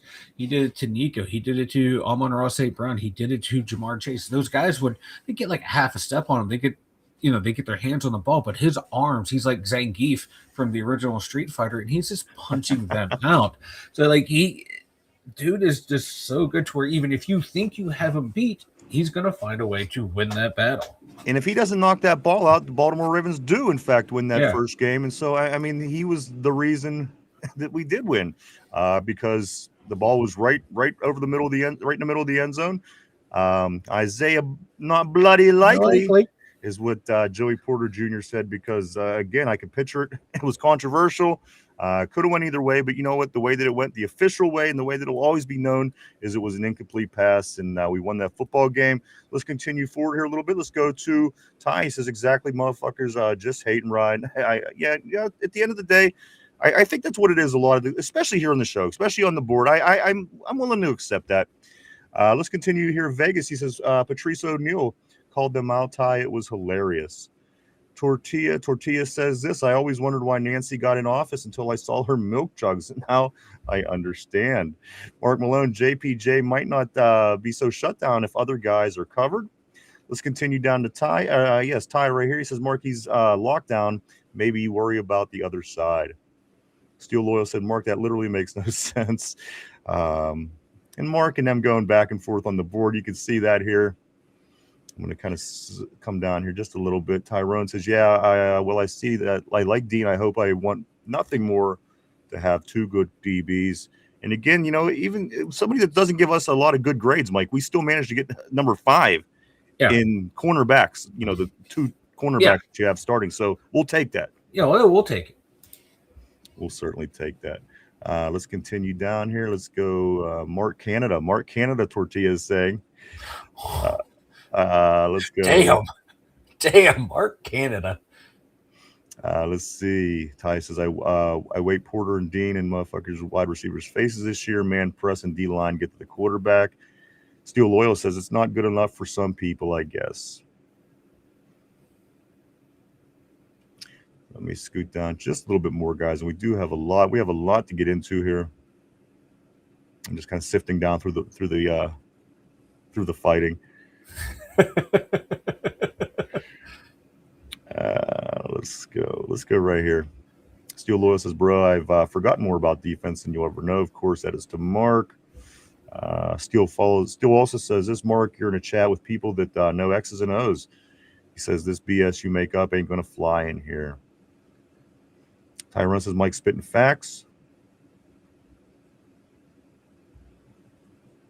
Let's go right here to Sick Jones says JPJ is shut down. Dude is a stud. And that's the thing. It's hard to get a good shutdown. Whatever his shortcomings are. To get a good shutdown, a cornerback.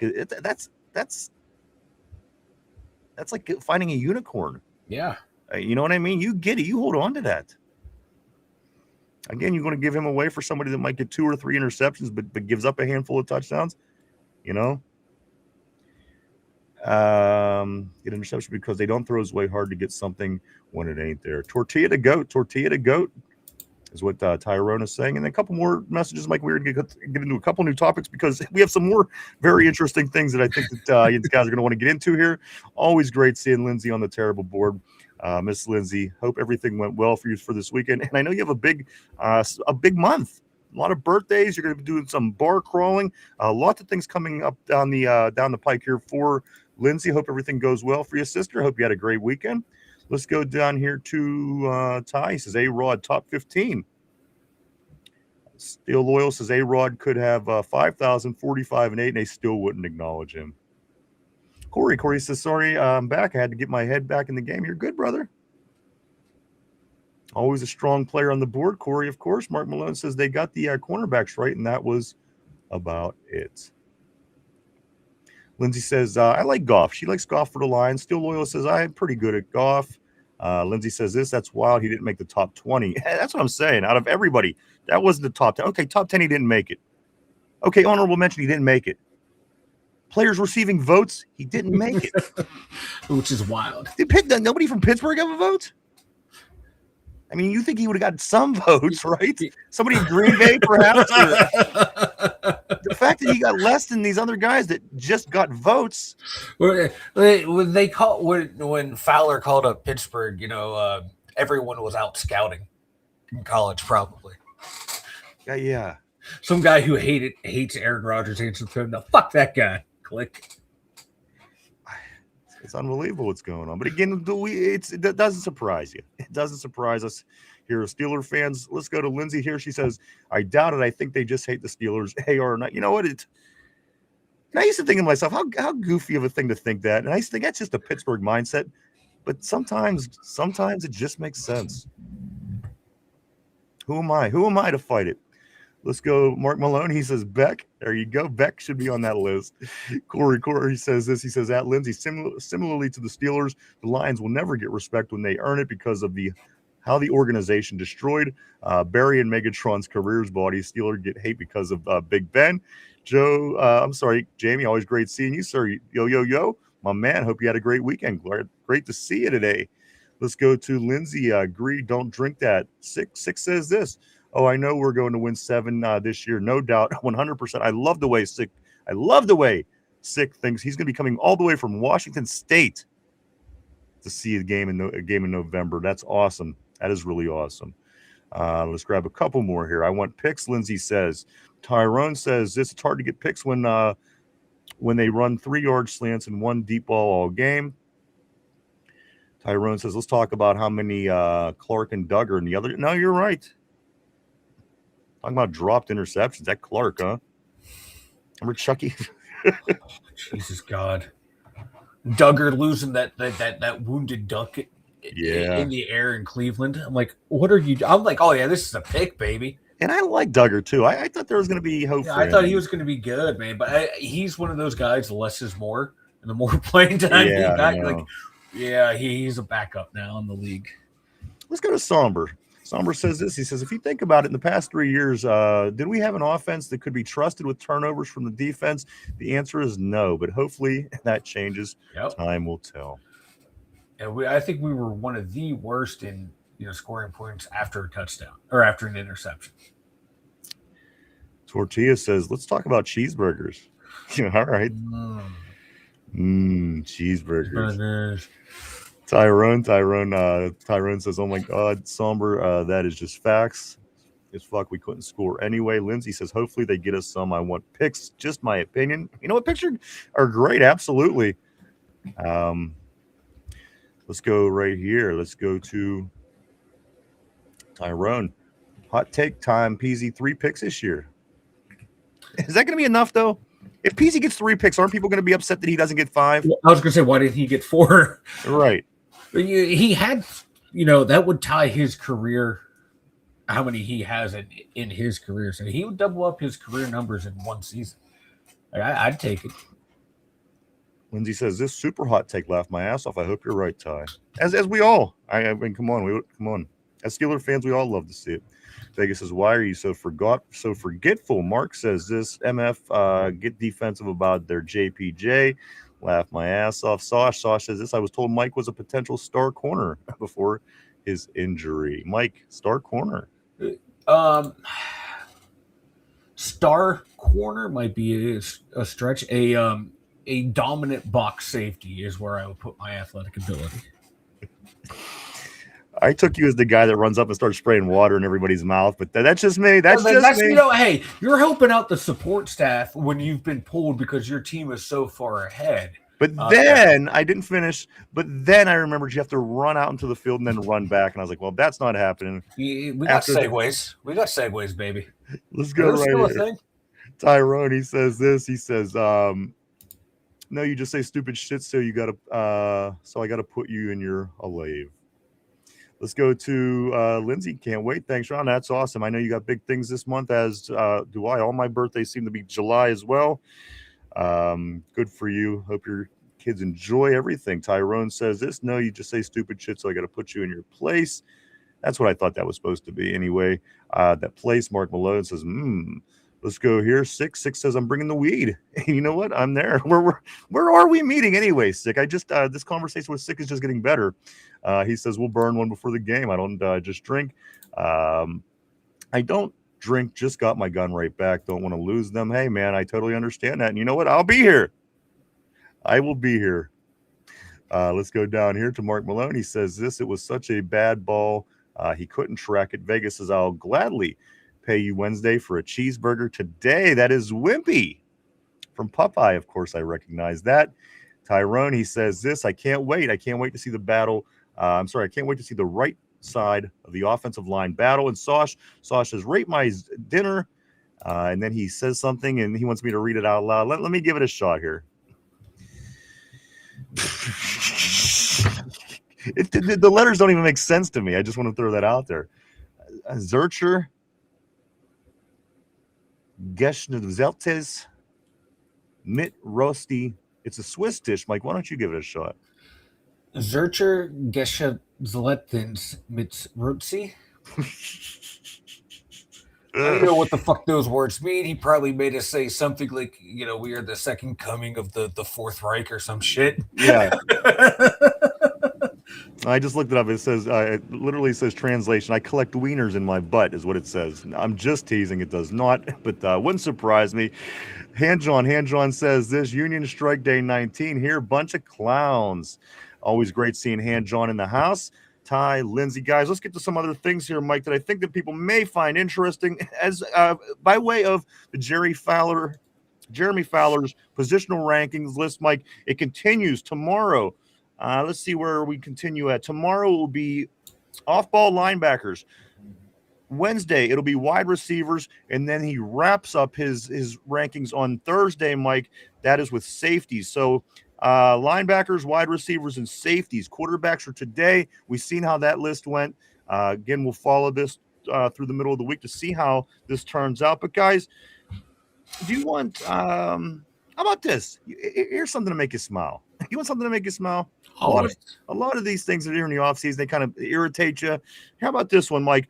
Four Steelers make it on the NFL's top 100. That's right, 4 make it on this list. And I'm going to be honest with you, JPJ is the highest rated one. This, of course, is the PFN, the Pro Football Network. 4 Steelers on the NFL 100 list, Mike. Top 100. JPJ comes in at 33. TJ Watt comes in at 42. Cam Hayward comes in at 49. And Frazier comes in at 75 on this list, Mike. Good enough for the top 100. Not good enough for Jeremy Fowler and his list. Mike, what do you think about JPJ 33, TJ Watt 42, Cam Hayward 49, and Frazier 75? I like this list, but let's be fair. This is the list that last year had what Lamar 1, Cam Hayward number 2. Yeah. but I like where these guys are slotted in. I think Frazier might be a little. I just want to see where the other linemen in there, but those guys are. I like it. They all deserve to be in there. I agree. And again, at the end of the day, for this list to come out, and again, it's different sources. I understand ESPN, FS, whatever goes on, PFN. These are lists that we just kind of generally look at in the offseason and say, okay, this is what people are thinking. Why is this list so successful, so good? Why do these people see the Steelers looking one way and the other people see the Steelers the other way? So, again, you never really know, Mike, when you're getting a fair perspective, certainly from the national media and the Steelers. You just don't know what's really being said behind closed doors, what's being thought. Because, again, on one page, 4 of these guys, top 100. The other page, these guys aren't even making the list. Yeah, it's wild, the disparity of all these lists. It truly is. It's just, like you said, like the way people value them, or value positions, value players, see how they fit in the schemes. It's all over the place in the NFL. And I do want to throw out there, Mike, the people that are ahead of JPJ on this top 100 list, there's only 2 cornerbacks on this top 100 list that are above JPJ. Again, JPJ's 33. Only Stingley and Surtain is ahead of Porter on this list. So, again, listen, I understand one guy's from ESPN.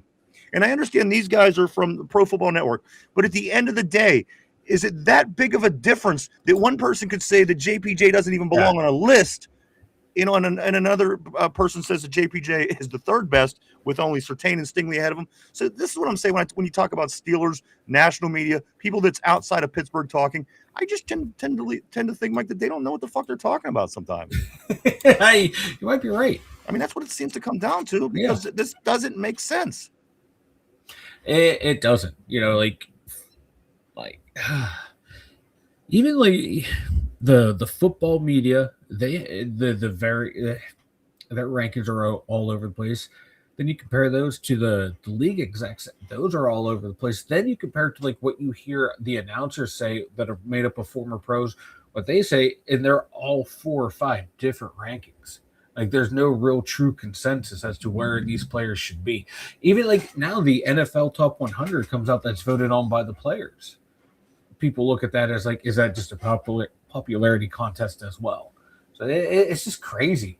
But it all comes down to the individual person where they're ranking players and what positions they value more, what what skill sets they value more. But there's inherent biases as well. Like, oh, he plays for this team, so I can just knock him down a little.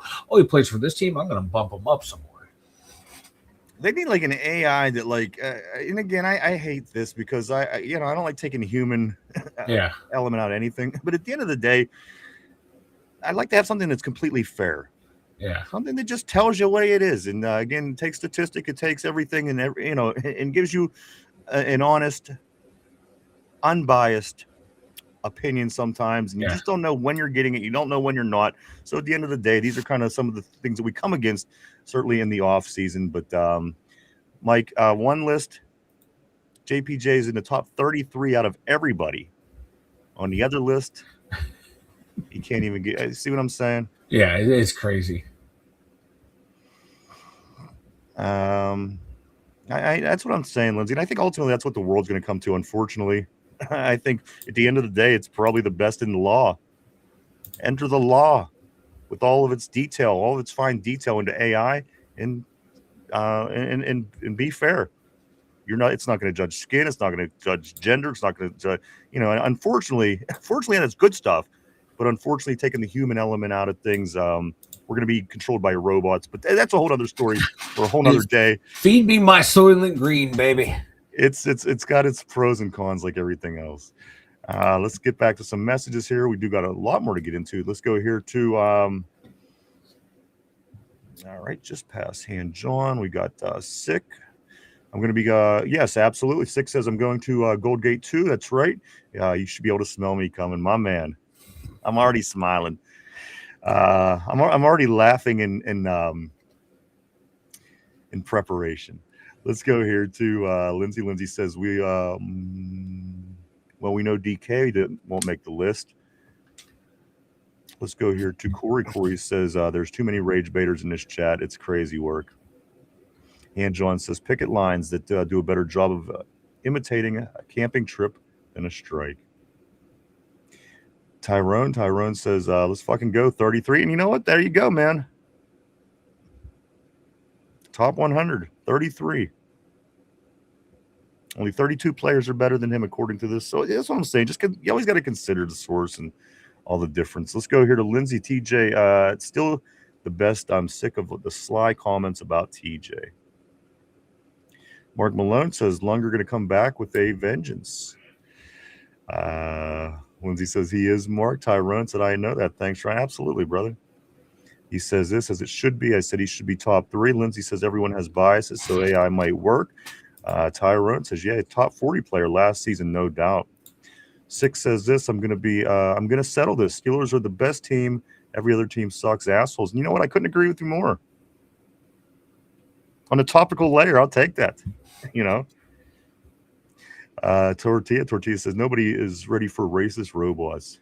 That's what I'm saying. If the robots go bad, that's what I'm saying. There's just such a fucked up opposite side. Things could be really good with these damn robots, but what if they go bad?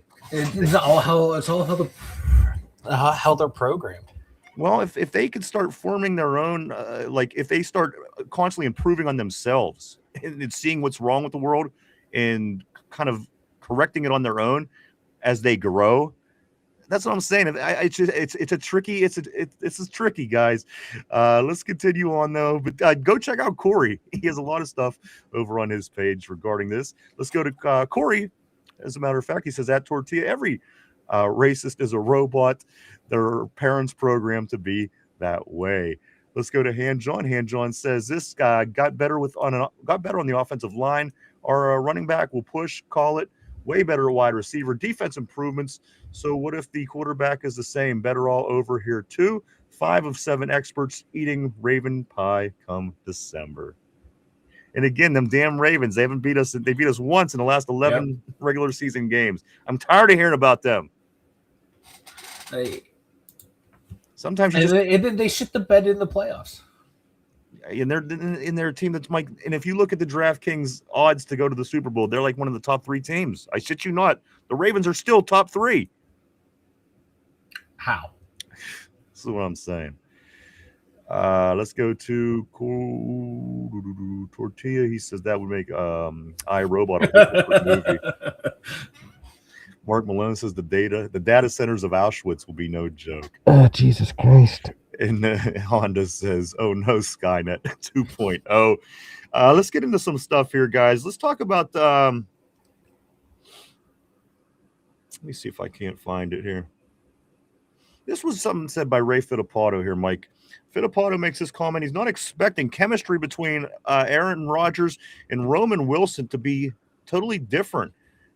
He's expecting Jeremy and AR to hit it off, but he's not expecting it to be any better between Roman and Aaron Rodgers.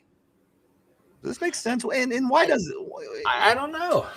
I don't know. We just saw the pictures of the boys out there on the trip, and who has their arms around each other? Aaron and little Roman. Yeah. They're doing some damn good off the field chemistry. So you're hoping that's going to translate to on field. I know, like, Jeremy coming in out of college was the much better route runner than Rowan was, but he was no slouch either in college. So I don't know where that's coming from. Like, I guess we'll find out in camp and in the preseason games. But for a while there, in the handful of action that we saw Roman, like when those two connected, positive things happened. So I don't understand where he's coming from with this one. You think Aaron Rodgers made Roman Wilson wear PJs? Probably. It's a sleepover. It's a little hazing ritual. You know what? He's probably thinking, I better be on his good side. I went to a stupid sleepover in the mountains. Come on, in the mountains. Oh, come on. Anyway, I'm glad they're getting together, but it still sounds sus to me at the end of the day. Excuse me. Let's continue on the board here a little bit, Mike. Jeremy, I do agree. It seems like there's a lot of good chemistry. Jeremy in the house. I love it. I love what I'm hearing about Jeremy Bernard. But again, at the end of the day, Fittipaldo, it's just, again, a beat writer here in Pittsburgh. Mike, not expecting chemistry between Aaron Rodgers and Roman to be totally different this year. But we will wait. We will see. Was Roman, did he go out there at Aaron's house last year? I remember because Aaron did this last year as well. No, he didn't do the film from what I read and heard. Like, he wasn't going to those like Thursday nights or Tuesday night, whatever, film studies. Yeah, all right. For most of the time. All right, let's get back to some messages. We got a couple other things here to get into. Let's go to. We're gonna go somewhere. I promise you that. Right here, Ratbird Pie Honda says, Hand-John says, experts like weathermen, one of a handful of jobs where you could be wrong 60% of the time and be successful, no less. Hand-John, not just to have a job, be one of a successful weather person. As a matter of fact, you could get it wrong every day. When I go to San Diego and start my weatherman career, 75 and sunny. Yeah, that's all. Dave. I will be 100% on. I will take that. I will go with you. Let's go right here to Corey. He says, at Tortilla, yeah, iRobot, iRacist, same difference. Corey, do throw up your time and topic today on the terrible board at some point. Let everybody know. I want you guys to go check out Corey at Don't Drink That right here on YouTube. If you like conspiracy, like I said, a lot of people have opinions, and a lot of people kind of in their own way follow conspiracy theories. Throw up your information today, Corey, on the board. Let everybody know what time that you'll be coming. Your new video will be coming out today, and what it's about. I think people will be very interested. I love Corey's work. Let's go here to Tyrone. Yeah, A-Rod and Bernard are going to have good connections. A-Rod and Roman look better off-field chemistry. We'll see. Let's go down here to Honda. Honda says Lamar only played one full season in 8. Yeah, come on. Yet somehow he gets every year they give him the nod. They're giving him MVPs. They're predicting he's going to go to the Super Bowl. I just seen this guy choke his whole career. That's all I seen. Are we talking about Josh Allen or Lamar? Either one. They're both the same. Either one. It's comical with those two cats, man. Everything was on the silver platter for them this year with Mahomes being out. They couldn't do a damn thing. Neither one. Watching them both choke in the playoffs. You know what? At least Ben Roethlisberger and the Steelers managed to win when Tom Brady was out with the injury in the early 2000s or in the 2000s. This was the perfect opportunity for either of those quarterbacks to do it. Couldn't get it done. No Mahomes, they couldn't get it done. They both came in on pretty good regular seasons and then shit the bed. Let's go here. We don't know anything yet. We are all just guessing. Yeah, I know you're right at this point for show. For show. Still Loyal says A-Rod and DK looked like they was about to reenact the scene from what? I don't know what this is. DJ from Django. Django. What is Django? Django or from Django. It's Quentin Tarantino with what's his name from oh my god. Drawing a complete blank. Help me out, boys. I guess I barked up the wrong tree on this one. Oh my god, I can picture all the actors. Well, let's move along. I do want to say who played Ray Charles in that. Was it Jamie Foxx? Yes, Jamie Foxx he is a freed slave going around with the German white guy that killed a bunch of people. Thank you, Vegas, Jamie Foxx. Yeah, Django Unchained. Django moved the chains. Still says Loyal. I'm sorry, Leah DiCaprio. Yeah, Samuel L. Jackson. My God, Let's scoot right down here. Let's go to Honda. He says Roman is done in Pittsburgh. He is not durable at all. So in effect, it's unfortunate, you know. And it seemed like right out the gate. And the injury his rookie year. Yep. Didn't see him all season. And then last year, what a big letdown. And then you have a guy like Aaron Rodgers. You'd think that things would have improved for him, but it just didn't. It just didn't. Thunder CTE. That's what it felt like, brother. Whew, that was rough. Honda says, I do hope that. I mean, I'm right there with you, dude. I hope that Roman can turn it around too. There's just no real signs that show that that's going to happen. Let's go here. Let's go to 6. 6 says, what time do you guys get down there before? It all depends. It could depend on the weather that day. Usually a few hours, 3-4 hours before the game. Roman still riding his Michigan natty. I know, Honda. Let's go, Lindsay. Lindsay says the only ones I'm seriously counting on is DK and Pittman. Everybody else is just a plus, in my opinion.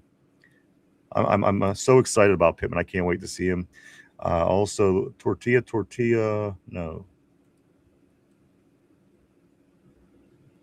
Tyrone says Honda. I think Roman least decent 4 though. We'll see if he gets higher over 300 yards. I'll take it. I'm sorry, fourth receiver. Tortilla says, do weathermen even come up with the weather, or are they just told what to say? It's a good question. They got the meteorologist in the background doing all the math. Yeah, the meteorologist. And then a gust of wind comes along, and they're like, "Fuck, got to redo the calculations." Yeah, it should just be chicks anyway. It shouldn't even be weathermen anymore. Let's go here. Let's go to Tortilla, because if a weatherman are out here doing calculation, that's actually cool as fuck. And they may be. Who knows? I don't know what the hell goes on with them. I guess when you're not expected to get the answer right all the time, I guess does it really even matter? Just throw a dart, you know. Let's go here. Let's go hand drawn. 2 weeks to camp. That's right. Also, I do want to. Did I skip Honda? Tyrone doesn't even have that now. Guys, 2 weeks to camp. 2 weeks. 2 weeks on 2 days, but they start showing up on the 28th. First day of camp is the 29th. This is 2 weeks from this week. Also, 1 month from today. Get this. 1 month from today, the Steelers play the Green Bay Packers in their first preseason game. 1 month from today. 2 weeks to camp, 1 month of preseason football for us, and 62 days till we kick the ball off against the Atlanta Falcons right here in Pittsburgh. I can't believe it. I can't believe it, but it's here. So close. Go check Corey out. He says this is a CERN video. When, why they shut it down, and what might happen when they fire it back up this time, and what their goal is compared to the 2030 agenda. The edits are better than ever. Go check out Corey. Don't drink that. Always got the top fresh conspiracy theories, whatever's going on in the world, Corey's on it, baby. Go check him out. And don't drink that. Let's go here to Honda. Roman has to stay. He has to stay healthy. Absolutely. Tyrone, honestly, this whole wide receiver room got approved. DK didn't even have 1,000. Pittman new to the team. Bernard, a rookie. Roman hasn't done nothing in 2 years. So clean slate, we will see. Tyrone agrees. He agrees with Honda. And then Corey also. Corey is saying 4 p.m. Don't miss it. 1 hour. That is Eastern Standard Time. 1 hour from right now. Lindsay says, I'm watching the Don't Drink That. I've been seeing crazy stuff. Yes, go check him out. Hit the follow, hit the like, show him some love. Corey's a pretty great guy, man. He always does a lot for us here, so we'd like to show him the love back. Let's go down. Let's go here to the Django. Move chains. Tortilla. The D is silent. Django. Gotcha. We appreciate that. I certainly do. I'm just not that smart of a person. I just like saying Django. Yeah, I just like saying it wrong. Somber says, I see we've reached the shit on Roman portion of the show. Let's go here to Han John, Iraqi weatherman. Have it easy. Just say it'll be hoy.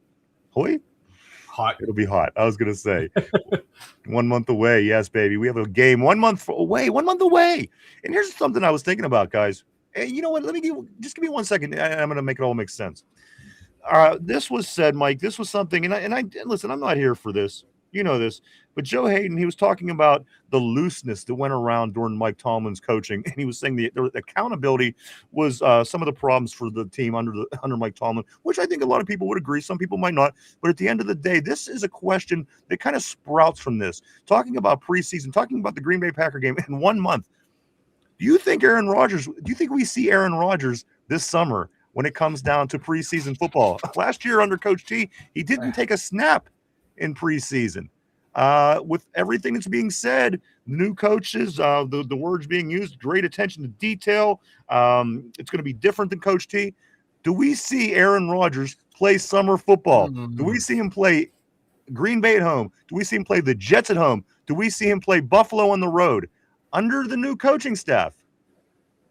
And now you got to remember, back in the day, the starting quarterback usually played a couple plays, and then the next game they played a series, and then the next play they played. Yeah. Does this change with the new coaching? Again, we don't know. We haven't had a new coach in 22 years or whatever it was.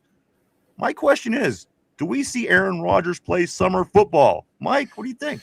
Maybe a drive or two. That might be it. It's been like the thing now with throughout the league is that guys might get literally a drive. Or they'll play like a quarter of the last game and that's it, and they're done. It just seems to be the new trend now in the NFL. It's your starting quarterbacks don't get a lot of playing time. And that was never really different. A couple plays. The first game was always pretty standard. Second game, you get that. You get a series.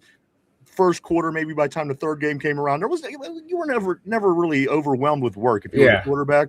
But it's going to be something that comes up. It's going to be all your voices and people going back and forth. Well, you know what? This guy didn't play. He didn't play last year in the preseason. He played this year in the preseason. Is that going to have him more prepared, more ready up to the game speed come time week one? So there will be debate back and forth. What do you guys think on the board? Do you think that Aaron Rodgers is going to see any summer action here in the preseason? Again, we got the Packers at home, we got the Jets at home, and we also have the Buffalo Bills on the road all Thursdays and Fridays, if I'm not mistaken, in preseason. Han John's hooting. He is hooting, baby. He's ready. Corey says this. He says, at Lindsay, this video is a mix of science-based commentary and conspiracy. I plan on follow-up to lean more into conspiracy portion. Lindsay says, my son's first game is 25 days away. I literally cannot wait. That is awesome. 25. Wow. That's going to be here before you know it. Still Loyal says, we start practice in 2 weeks. Ty says, my nephew's first practice is today. That's awesome, man. Good luck. Good luck to all of these young people. Still Loyal says, yes, they're doing offensive tryouts next week. Good stuff, man. Ty, here we go. Steelers with the Rockets. Lindsay says, it's only a scrimmage, but I don't give a fuck. It's football. That's what I'm saying. I'm ready for some football. Somber, definitely not. He's definitely not playing. Still Loyal says, we got a scrimmage the last day of training camp. Tyrone says, "Good show, you bastards. I'm about to drive. Good show, JPJ, Yeah, my brother. man. Be safe, sir. Thank you, as always." Mark Malone say, "I could see him play one series in one game." Hey, it's football. I just can't wait to see it, Lindsay. I'm right there with you. Somber, Mike McCarthy isn't risking Grandpa getting hurt. Steel Loyal says, "Ready to hear the pads pop." That's when you know it's here, when them pads start popping, baby. Han John says, "I believe he will play one series in week 3 in the preseason." Tortilla says, "Mark wants Rudolph to start. That's why." Before it gets too late in the show, Mike, big topic. Well, not the big topic, but it was on our thumbnail. Payton Wilson. Yeah. Now his passing coverage numbers went down. They got worse. Malik Harrison came in on running downs a lot of time to play the position that Payton Wilson starts at.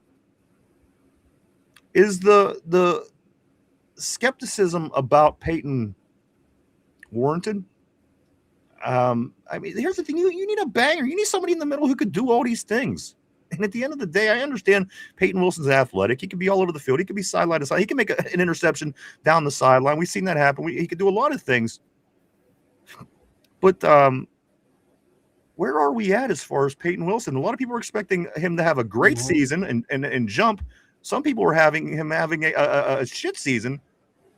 Where is Payton Wilson stand with you? And is he the guy? Is he him? He shows flashes, but he's not that consistent because he's going to be your coverage, middle linebacker. He's going to be the guy covering your backside of the backfield, the guy you trust doing that, and even some tight ends too. And we saw last year, man, it dropped. Like everyone still remembers that play against who was it, Baltimore, his rookie year. Like name me a play like he's made since then. Like he really hasn't. He's been kind of disappointing in that area, back in coverage. That was supposed to be what he was going to be good at. He's not going to be a thumper, but he's a sideline tackler. But they're not like those wrap-up tackles. They're all from the side. Like he's getting there late in the assignment, or he's dragging people down from behind. Like he's getting there late. But yeah, he made that great play against Jordan Addison over in Dublin, where he chased him down to save a touchdown. So he can do stuff like that, but it's those consistent plays in, plays out that he's got to step his game up. Like I like him, but my God, I want more from him. I want him to be more consistent, to be a guy that we're not taking off the field. And I mean, the few things that I mentioned here, Mike, his numbers way down last year. Against the pass, Malik Harrison coming in a lot of times to play the run defense. And then when I'm seeing, Lindsay here, she's more concerned about Patrick Queen. So again, Mike, this comes back to me what we talked about weeks ago. My area of concern is the middle of that defense, is those inside linebackers. And again, we talk about, stopping the run should be improved because we got Sebastian, we got this, we got that. Derek Harmon's coming back healthy. At the end of the day, Mike, is this inside linebacker room, is it going to be, and before I go on, Patrick Queen led the league in missed tackles. Yeah. So, again, it's not just people saying, well, I don't think he played well. He led the league in missed tackles. Is it warranted to think that the inside linebacking core might be the Achilles heel of this team? Like, and if it is, how can we overcome that? That's what you and I have been talking about mainly. You brought that up, like, my God, the more or less since after the draft is like the inside backers might be, the Achilles heel of this team. And here we are, we're still talking about it. And like the big thing, I think they're hoping new scheme and better play up front from the defensive line is going to help those guys.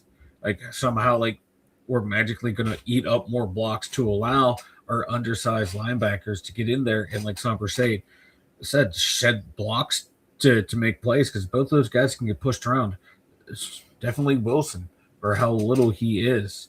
I think they're hoping new scheme and better play up front is going to fix the problem in the back end, because they really they did not address inside backer at all. At all, Mike, and beyond that, as people were saying, well, maybe they'll cut Malik, or maybe they'll. You really don't have much back there.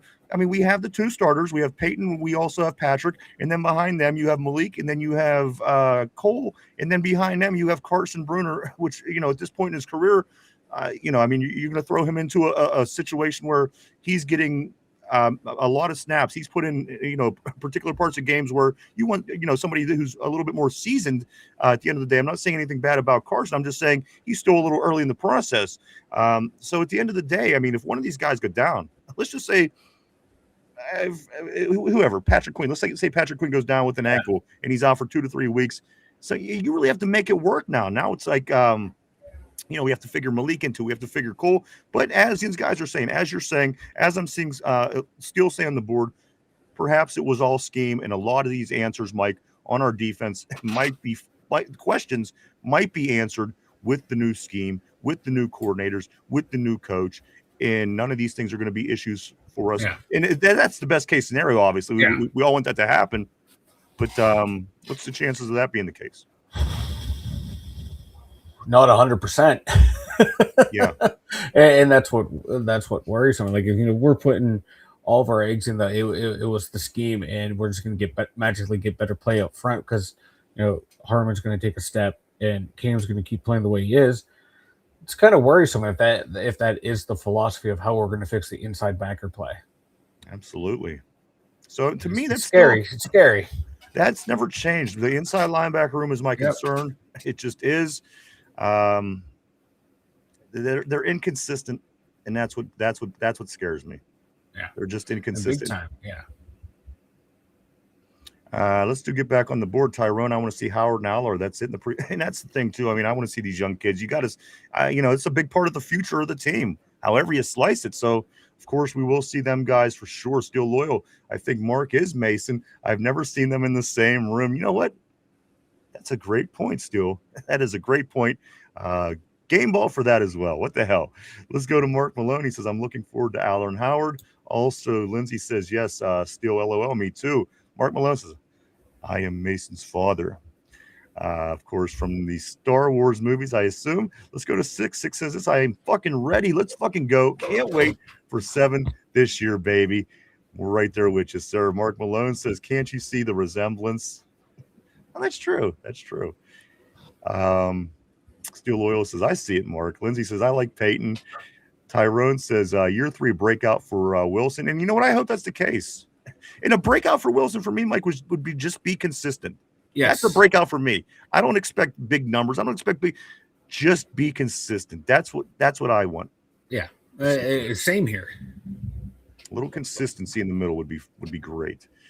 And that's with both of those gentlemen, not just Payton, but with Patrick as well. Let's go here. Steel Loyal says, I like Payton, but I want his run defense to take a leap for sure. Yeah, for sure.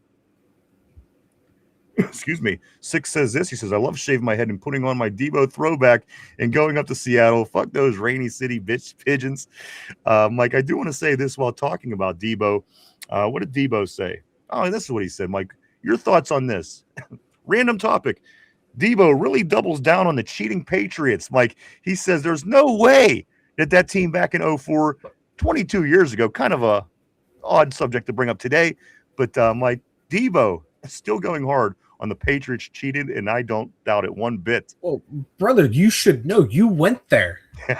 You took your ball and went home and then went there and left us. That is true. You should know. That is true. He should know better than anybody, right? He should know. Lindsay's more concerned with Patrick Queen. Corey, don't drink that. Says shit. At this rate, Wilson will get paid before JPJ, judging by how they're doing the contracts. LOL, silly. Somber says this. Mike Justice Hill, INT and Chase doing the best highlights. Han John says Graham will be used to his strengths. We'll use him to his strengths. Okay, cool. Let's go right here. Tyrone. Tyrone says Patrick Queen, green dot. I'm out. In facts, don't drink. Hey, man, my man. Stay safe. Steel Loyal says chase down, sack against the Pats, and his interception. Somber said he just needs to learn how to shed blocks better. He gets bullied in the scrum because he's so light. And can this guy put on a little weight, maybe some muscle weight? He looks tiny out there. He also plays tall, like Somber's saying. I hope a lot of Wilson's problems are scheme-based. Hope so, too, is what Somber says. Somber says a lot of our guys play too tall. Hi, to be honest, Tortilla says we lost Connor Hayward. We were screwed. We got a new meatwad though. We got a new meatwad. We got Riley Nowakowski. So Steel Loyal says I'd say about 53%. Lindsay Tortilla says imagine Darth Vader. His name was Mark. Bro would lose all of his aura. Corey, don't drink that, says Connor is the very reason I dislike slash players. How can you master any position when you're not the jack of all trades? When you're the jack of all trades, it doesn't make sense. Somber says Payton. Hanjohn says this. He says Wilson isn't small linebacker, 242, bigger than 6'1", 51 or 55. He just doesn't look it. He just seems so narrow, so wiry, you know. Somber teams need a joker. Corey says Connor could have been better at either position and never fully invested in either of his positions. Tortilla, Connor was a master of pissing off Cam. Lindsay says I saw Marvin Harrison. He got huge. I know it's off topic. No, that's cool. Mark Vader, still loyal. Mark Vader. I like it. Rhymes. Let's see, Mike. One more I'm going to throw at you with a quick response from you. Two more. One about offense, one about defense, and then we are going to get ready to do some trivia. Mike, two quick topics. Offense or defense first? What do you like? Offense. Fittipaldo says Will Howard's only makes the roster if the Steelers keep 4 quarterbacks. True or false? True. Very interesting. And then on defense, Mike, is there enough? Is the secondary's depth good enough to let Jalen Ramsey do what it is that Jalen Ramsey wants to do and what coaches want to do to use him in the way that Jalen can be very effective? Is there enough depth in the secondary to do that? No, we need one more safety. One more safety. And you've been saying that all along. You've been saying we're pretty thin at that safety spot. We did address it a little bit last week. Let's get one or two more topics, or I'm sorry, comments. And then we're going to get to this question here. Let's go to, Mike thinks we keep Magnum. That is Mark Malone. Mark Malone Mike, his head just blew off his shoulders. He thinks that he thinks you want Mason to stick around, which you may. I don't know. Right here, Lindsay says, so we think Howard is the one to go and not Mason. And then finally, Steel Loyal says this. He says false. They will put Drew Aller on the IR for a torn ligament in his pinky toe. Mike, why don't you go and tell everybody about the website? The 2dumyinzers.com. Check it out, everyone. We got articles over there. All of our links to all of our social media sites. And if it's your thing, we got the merch store at the 2dumyinzers.com. Sick Jones says this 100%. Fuck those cheating pussies. The Belichick was on ESPN. I got you on Epstein Island in 04. Guys, go check out the website, www.the2dumyinzers.com. That's www.the2dumyinzers.com. Lots of cool stuff over there. The guys do a lot of work. Go check it out today. All right, put on your thinking caps, Mike. Put on your thinking caps, everybody at home, everybody on the board. It's time for the trivia question of the day. And today, Mike, I usually like to pair it up with something from the show. Today is a totally random question of the day. Are you ready? I'm ready. I mean, it's relevant to the Steelers in a way, but nothing that we did talk about today. Yeah. So keep that in mind. Everybody put on your thinking caps. Here we go. Question of the day. Of the top 10 Steelers all-time point scorers, how many are not kickers? Of the top 10 Steelers all-time point scorers, how many of them are not kickers? Take a minute to think that over, guys. We're live 5 days a week right here, Monday through Friday, 11:30 a.m. to 3 o'clock p.m. every day right here on the tube. Tyrone says GP posted a video of him warming up in a Steeler uniform. That's interesting. Throw your answer up there. Lindsay saying 7. 7 of them. Again, the question of the day, of the top 10 Steelers all-time point scorers, how many are not kickers? Mike, Lindsay saying 7. If you have a guess, throw it up. Maybe you may know it. Throw it up on the board. Mike, what is your thought process for this question? One more time. Of the Steelers' top 10 all-time point scorers, how many are not kickers? Kickers, yeah, it's only 3 points or 1 point, but my God, they're out there a lot. Quarterbacks. Tyrone says 8. Lindsay says 7. I'm going to go 4. Steel Loyal says laugh my ass off. Were the Steelers the Steelers, so I'm going to say like 4. Steel Loyal, there you go. Tortilla with his Rashard Mendenhall. 4 Steelers is what you're saying, Mike. Is this your final answer? Final answer. All right, I'm locking Mike in place. Again, we'll give it a couple moments. The question of the day is this. Of the top 10 Steelers all-time point scorers, how many are not kickers? Throw your answer up there.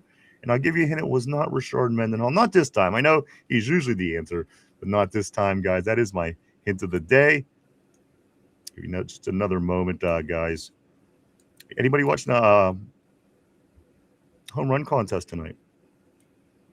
Home run contest tonight. Philadelphia is hosting the All-Star game in the majors. All-Star game tomorrow. Home run hitting contest tonight. Sarmer 6'9", 420 all day, big baby. Question of the day. Here we go, guys. Of the top 10 Steelers all-time point scorers, how many are not kickers? Well, let me give you the kickers first, and we will narrow it down, guys. The kickers on this list are Gary Anderson, Chris Boswell, Jeff Reed, Jarilla, Sean Sweezum, Norm Johnson, and that is it. That's 6, which means 4. Mike, you are correct. Steel Lawyer are correct. The answer for today is 4, and the names are Jerome Bettis is up there. Franco Harris is up there. Hines Ward is up there. And Antonio Brown is up there, guys. Oh. 4 Steelers in the top 10 leading scorer. Holy shit. Hell yeah, Steel Loyal. Right. Hail Marys, baby. Bettis, AB, Hines, and Franco. Lindsay says, BS, the answer is 7. I'm always right. You know what, Lindsay? Let's go with that. Lindsay is correct. Also, Sommer says, I haven't watched the home run derby since Bonds and McGuire. Wow. That was back here. But there you go, guys. 4 non-kickers. And again, Roy Jarillo, I'm sorry, Sean Sweezum, Norm Johnson, Jeff Reed, Chris Boswell, and Gary Anderson are the 6 kickers. Steel Loyal, 7 is a good number. Ask Tyrone. I do think, Mike, it's everything. What's your thoughts on today's show? Man. That's right, Tyrone. Never go against me. Pay JPJ's money. We've been going over this for about a month now. Like just how good he is compared to everyone else. These top 10 lists throughout the NFL, it's proving that we here at the show could probably run an NFL franchise and at least get to 500 by the way these lists are coming out and how some of these teams value players. And Payton Wilson just needs to take a little step forward, and I think he'll be fine. All right, I like it. And we'll be back tomorrow to get into so much more, guys, as we do work our way to that 1,000th episode. That is Wednesday, Mike Hump Day. Surprisingly, lands on the same day as the big 1,000th episode here on the show. And then, of course, we will start our break, which will lead up till the Monday, right as camp week starts. So that's how it's looking right now. So we'll be back tomorrow for 999. If you can believe it, guys, we'll be getting to all this and so much more tomorrow. Don't forget to check out Home Run Hitting Contest tonight. That is in Philadelphia. That's tonight. All-Star games tomorrow in Philly. Mike, the ladies, the Pittsburgh Passion, on their way to the championship, Mike, after the big win over the weekend against the DC Divas. They're heading back to the championship. And the Pittsburgh Riverhounds get the win as well. Big, all W's the whole way around the board, and the big sweep for the Pirates to finish off the first place Milwaukee Brewers before the All-Star break. Very excited about that. The Pirates have a 3-game. They're 3 games over 500, Mike, and they're 1 game out of the wild card spot. I think that's everything, guys. Of course, again, the week we come back, 7/28, the players start showing up. 7/29, July 29th is the official start date of camp. The 3rd of August, the pads come on the 8th. It's Saturday Night Lights, and again, they wrap up their training, Mike, in St. Vincent. It's St. Vincent College in Latrobe on the 17th. In that court, that goes along with preseason. They'll play Green Bay, then they'll finish up camp that following week, and then they'll play the Jets. And then they'll be done on their way back to Pittsburgh to prepare for Buffalo. So that's how it's going to work out with training camp this year, and it is over in St. Vincent College in Latrobe in Westmoreland County. If you're making the trek into town, or perhaps you're already here. Grab a couple more. Lindsay, he likes redheads. Chill, Lindsay. Lindsay says Wendy's might be my worst fast food. I never go there. Somber. I used to get 2 orders of fries after work. Still loyal. Only thing I get at Wendy's is the nuggets or a Frosty. And Frosties are fire. Still loyal. I do agree with you. And Tyrone says crazy talk. $5 Biggie chocolate Frosty all day. Big baby. Let's go right here. Somber. Wendy's fries bang though. I like the natural cut. Not even sure if they still have them. Wendy's is worse than Taco Bell. Lindsay says. And then Somber says somebody called a doctor. Guys, again, we do appreciate everybody. I will get to all these messages because they'll continue to go even as we're going off. So I don't want to miss any, but I do read every single one of them. Somber says spicy, nuggies are okay. And I love all this Wendy's talk. I'm starting. I'll love me some Wendy's. And it's all because Tyrone says I'm switching up and getting Wendy's today. But you know what? Wendy's is also a go-to for me, too. It's Taco Bell and Wendy's are usually my 2 favorites as well. But we'll be back tomorrow, guys, at our regular time to get into so much more in preparation in this offseason. As we know, just right around the corner, we have preseason in 1 month. We have camp in 2 weeks. And again, just 62 days, Tunchokin days until the season kicks off right here in Pittsburgh. A few things before we do take off. Mike, I know you're keeping an eye on your situation. Yep. Let me know if that does pop up, and then I will I'm just trying to go over these last few things. I do apologize. A few things before we do go, guys. If you are getting ready to watch some sports and enjoy your summer a little bit more, why don't you swing by and get yourself some Duquesne Pilsner? This beer, Mike, it's available in 6 and 12 packs at Giant Eagle and wherever cases are sold. The people at Duquesne Pilsner are fantastic. They always help us out, so we like to do the same for them. If you're not a big beer drinker, that's fine. Swing by, check out their social media, hit the follow, hit the likes, all that kind of stuff to support them. They support us, so we just ask for these guys to do the same. We always have Duquesne Pilsner here on tap in the studio for every event that comes along. Mike brewed right here in Pittsburgh, and it says on the can, grab a Duke. Grab a Duke. If you're on the internet looking around, looking at their websites, do check us out as well, guys. We're everywhere. We're on Facebook, X, formerly known as Twitter, Instagram, Threads, even TikTok. Swing by, hit the follow button, keep up with what's going on with the 2 Dum Yinzers on a day-to-day basis. And finally, if you have not had a chance yet, do hit the like button down below. Hit the like, hit the sub, the share, leave a comment. It all helps us, guys, in the algorithm, and it pushes our names out there. And we really appreciate it. Thank you so much for that. Again, I'm seeing the messages go. I apologize. I will read them. I swear to you. I read every message every day. I swear to you, I do.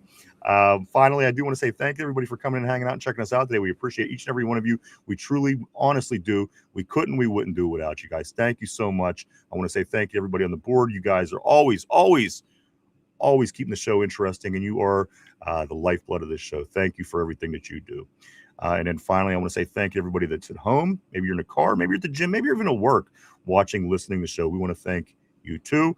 We'll be back tomorrow to get into all of this Pittsburgh scoop and so much more, Mike, as we continue to work our way through this offseason towards 1,000 episodes, towards the Steelers season. It's all coming so fast. I just don't know what to do, but I do know that the terrible board makes it all worthwhile. Thank you for everything that you do. Truly, honestly, from the bottom of our hearts. Thank you so much. Mike, your thoughts real quick before we do go. I do know that you're awaiting something on your awaiting something. Yes. No, great show, everyone. Can't wait to do 999 tomorrow.